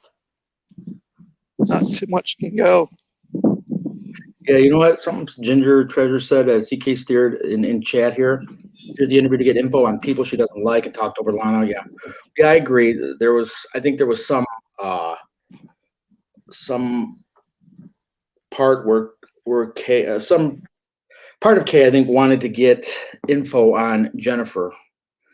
I think she was really overly concerned with what was going on with Jennifer rather than, talk about anything else. But part of me believes that was part of her motive for having this interview. She wanted the dig on Jennifer. She wanted the scoop, Oh yeah, definitely. Where they used to be partners or whatever, because you had a whatever business Drake. partners. Yeah. Yeah, and there's still a lot of bad blood there, but I think Kay wanted a little bit more detailed information on Jennifer's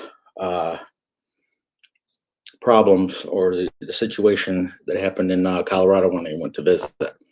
She wanted the dirty details.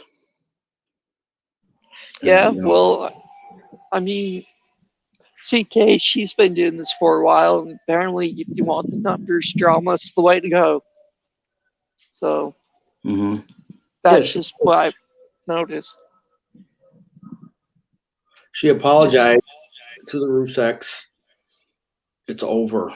The Shazam video it's done. It's over. It's already just beating a dead horse. It's just people need to just let it go.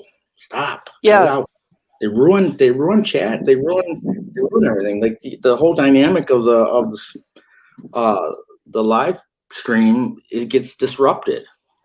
The whole thing. It shakes everything up and takes people off course. We're concentrating on certain events that are way more important than the Shazam video, but people will continuously come back to that. Let's talk about how you made a video mocking a dead woman. Yeah, if she emailed Frankie Jr. or whatever, it needs to be done over with. Yeah, he stuck it in there and threw his 2 cents in there. And of course, Lord. Frankie's here. Yeah, somebody in the chat said that Lana was being, how dare she be so disrespectful that Frankie was there. She was being Frankie went in there on his own. He didn't go to him. He went to her. He went in this live stream because she was in there. So people felt that she was being disrespectful to him.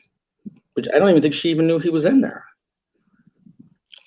Yeah, I don't think she noticed till maybe later. Yeah, they coddled. Too many people they coddled him to death. They coddled that kid to death. Certainly did. I know he's got some problems, and we all know what happened.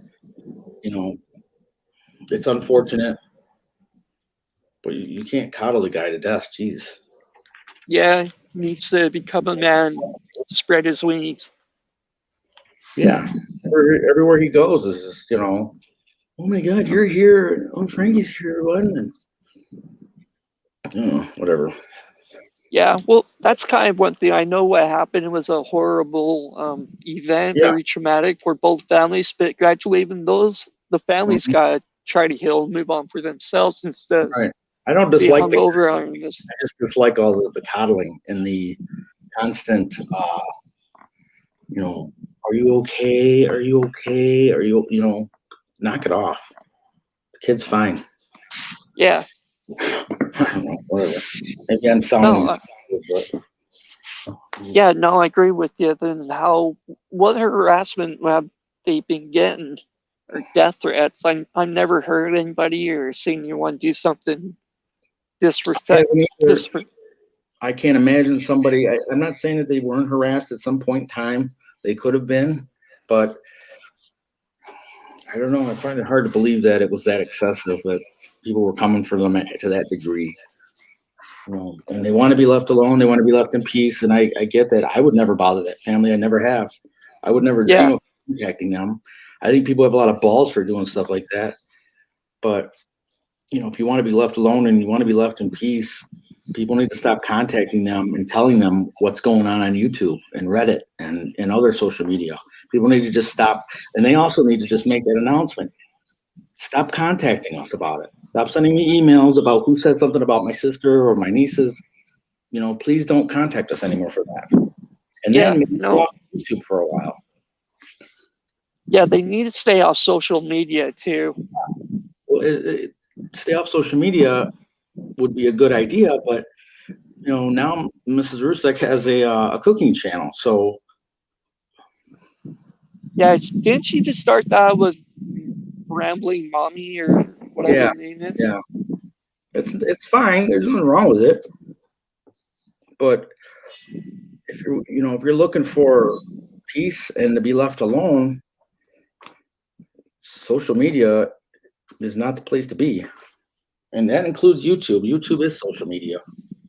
Yeah, YouTube is not social media. It's just a place to put videos.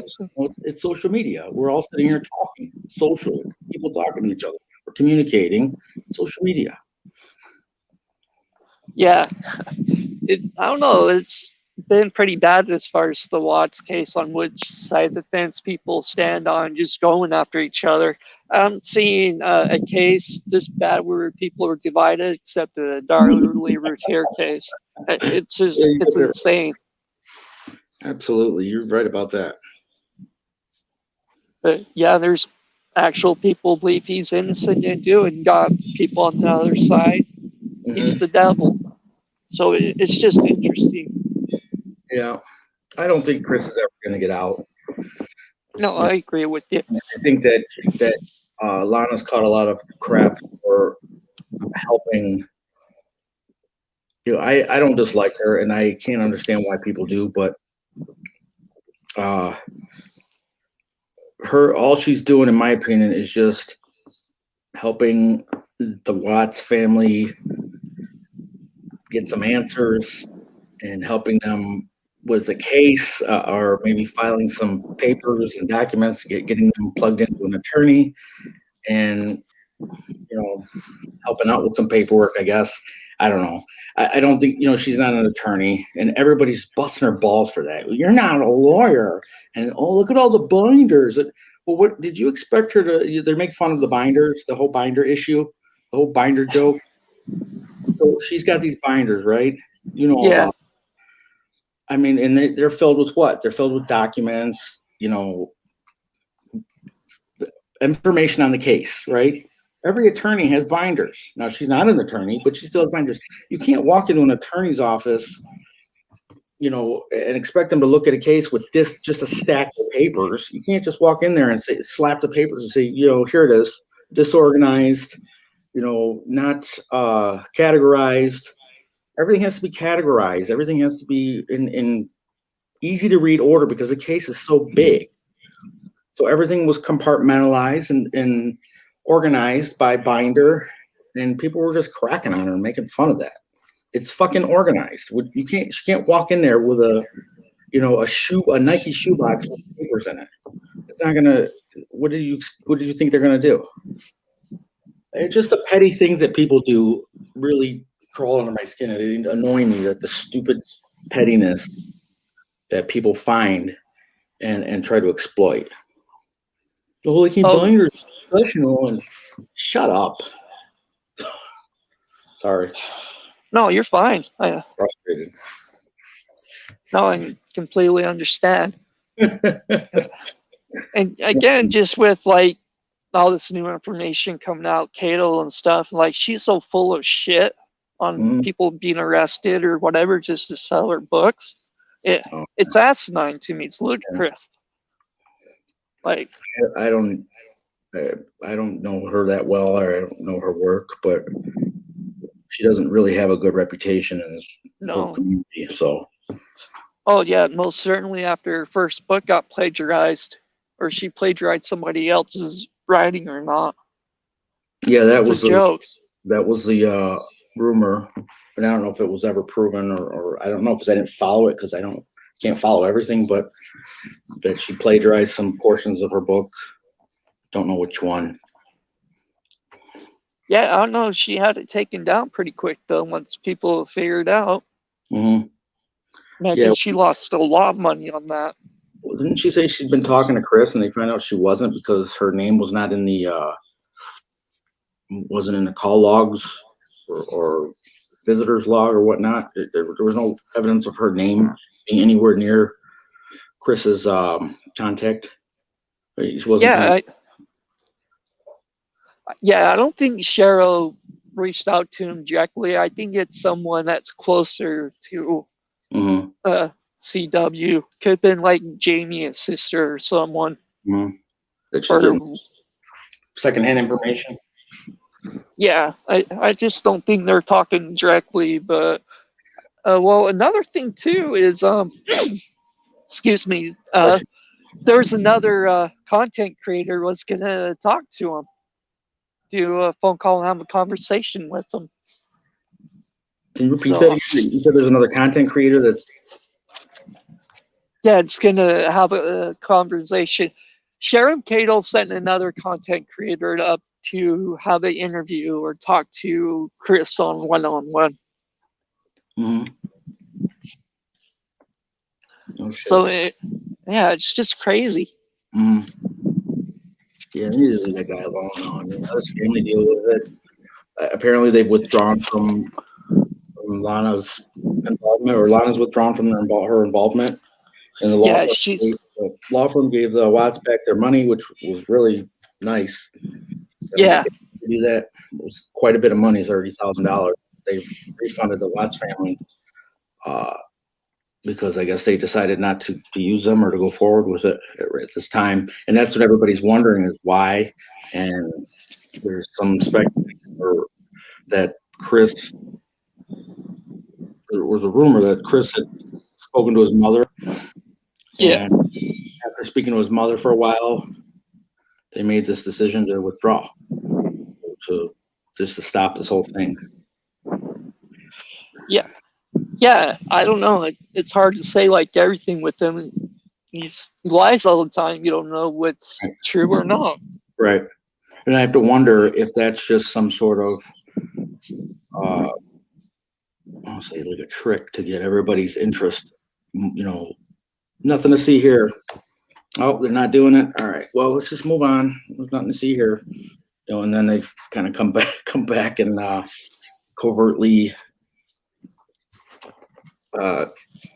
file for their 35C, you know.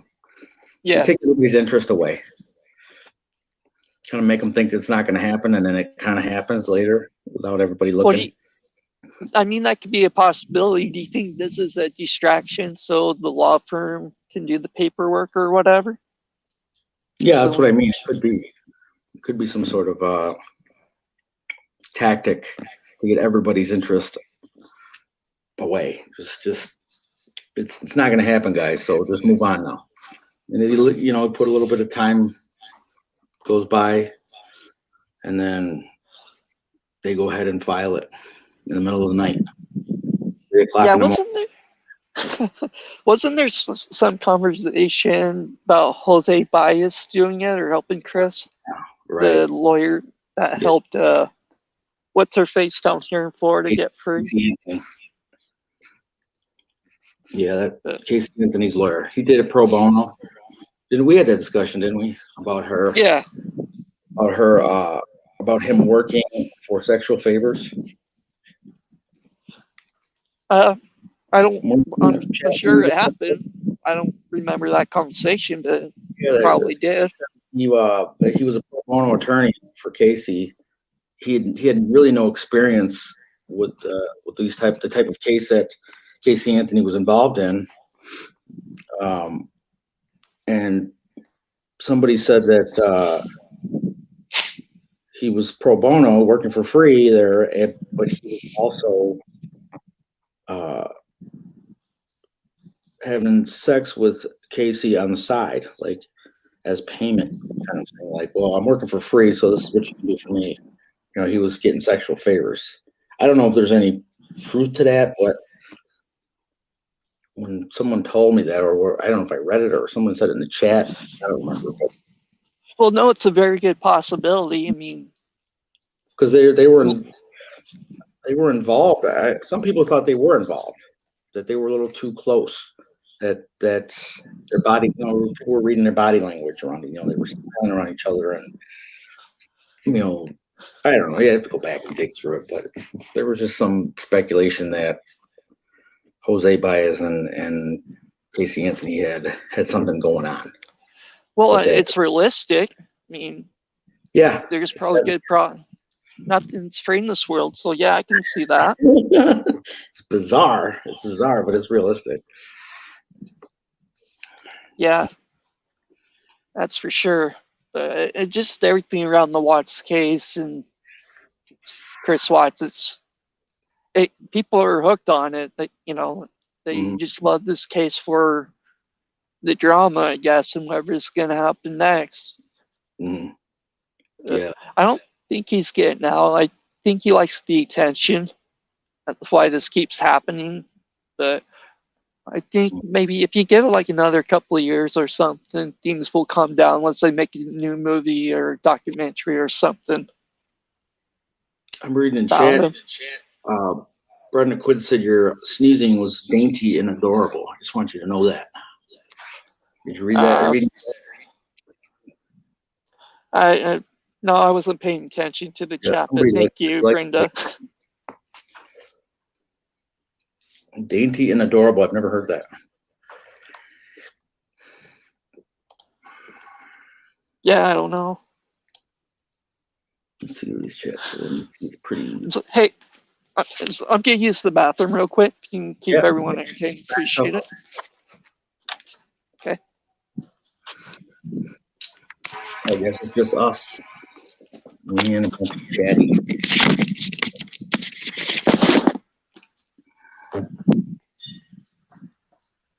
That's from the volunteers. You're welcome, Brenda. It was Brenda. She worked the Red Lobster, but I didn't remember.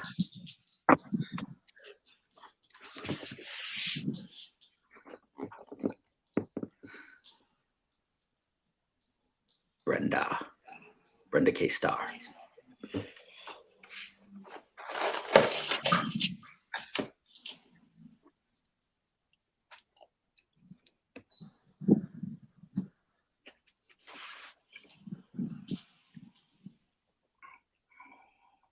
Casey was using human currencies to ran.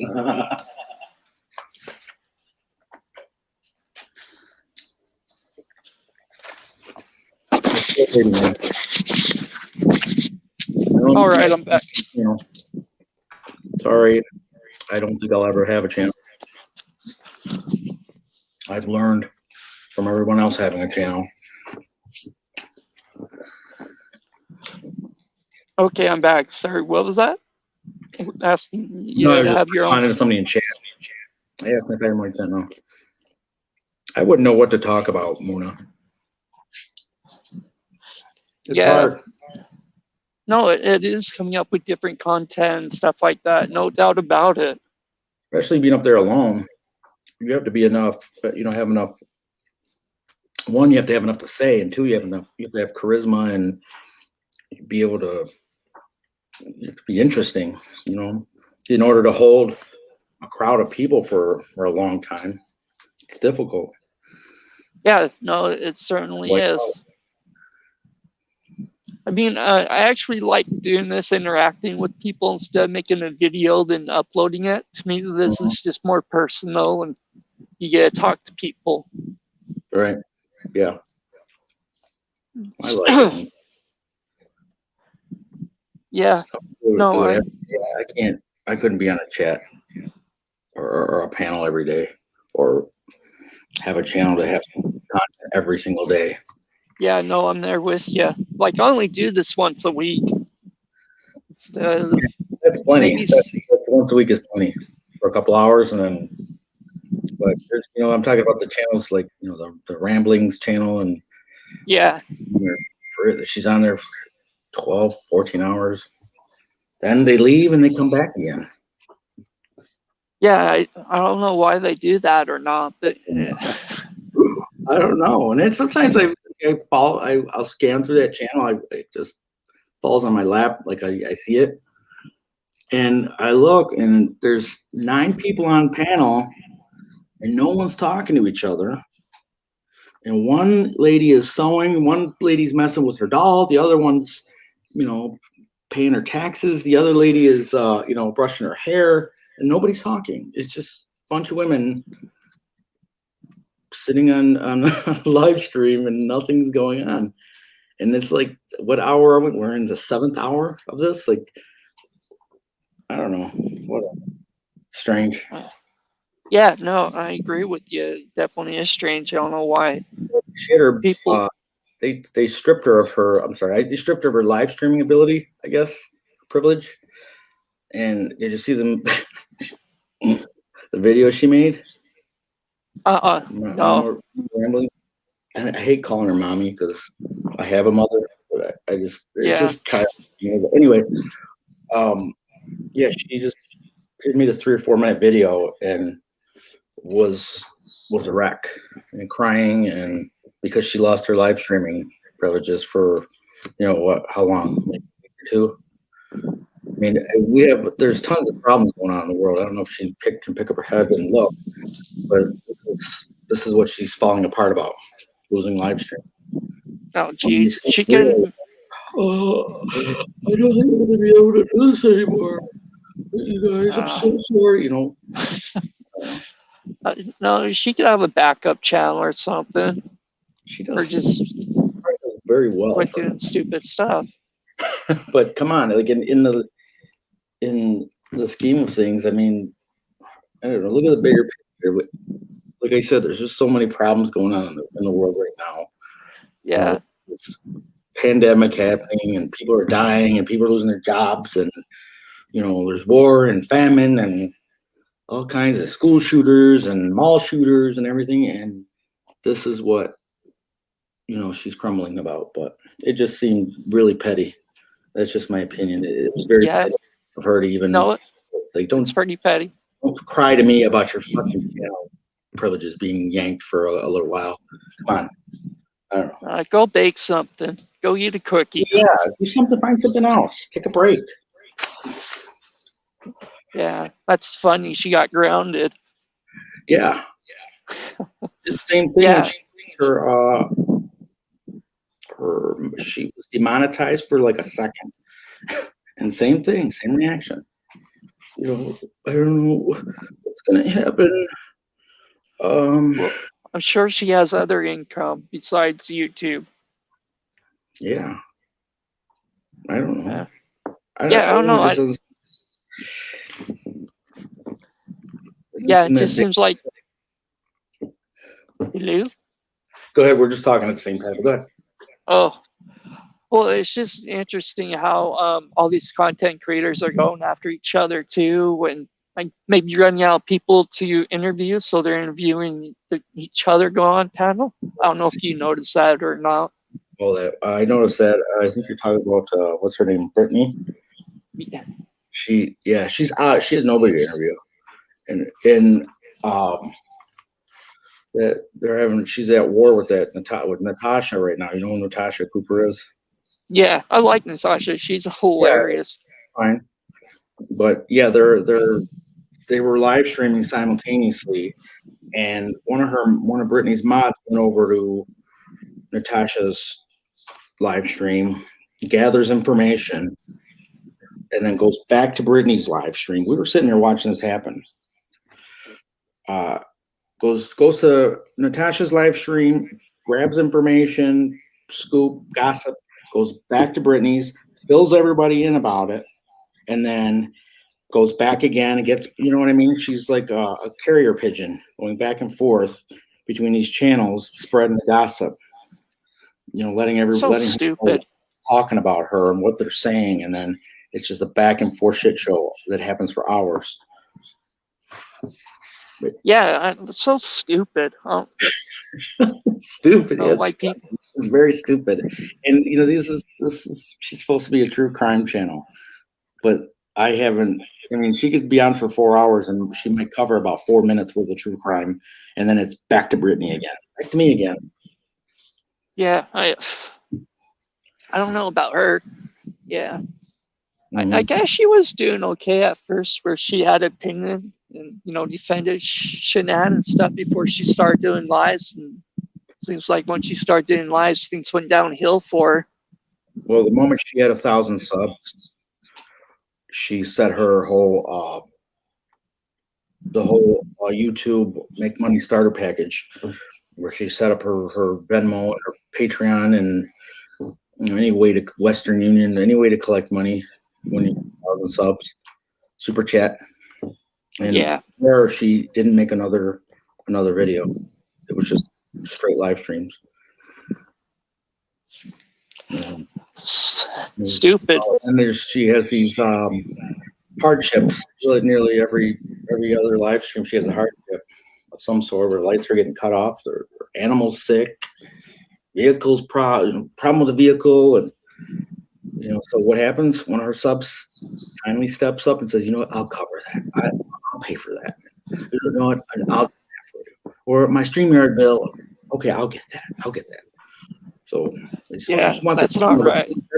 She wants a channel, but she wants everyone else to pay for it. She wants everybody to pay for the equipment. She has an Amazon wish list now, and she's got a Mac desktop computer on there, and AirPods, and just tons of garbage.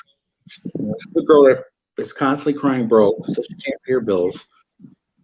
Accepts money from people, donations, and puts a wish list, Amazon wish list on there with a bunch of electronics that she doesn't need. Yeah, no, certainly true. You can't pay your bills, but let's get a wish list. I'd rather see some food, or maybe a Sam's Club membership on her wish list than a Mac desktop.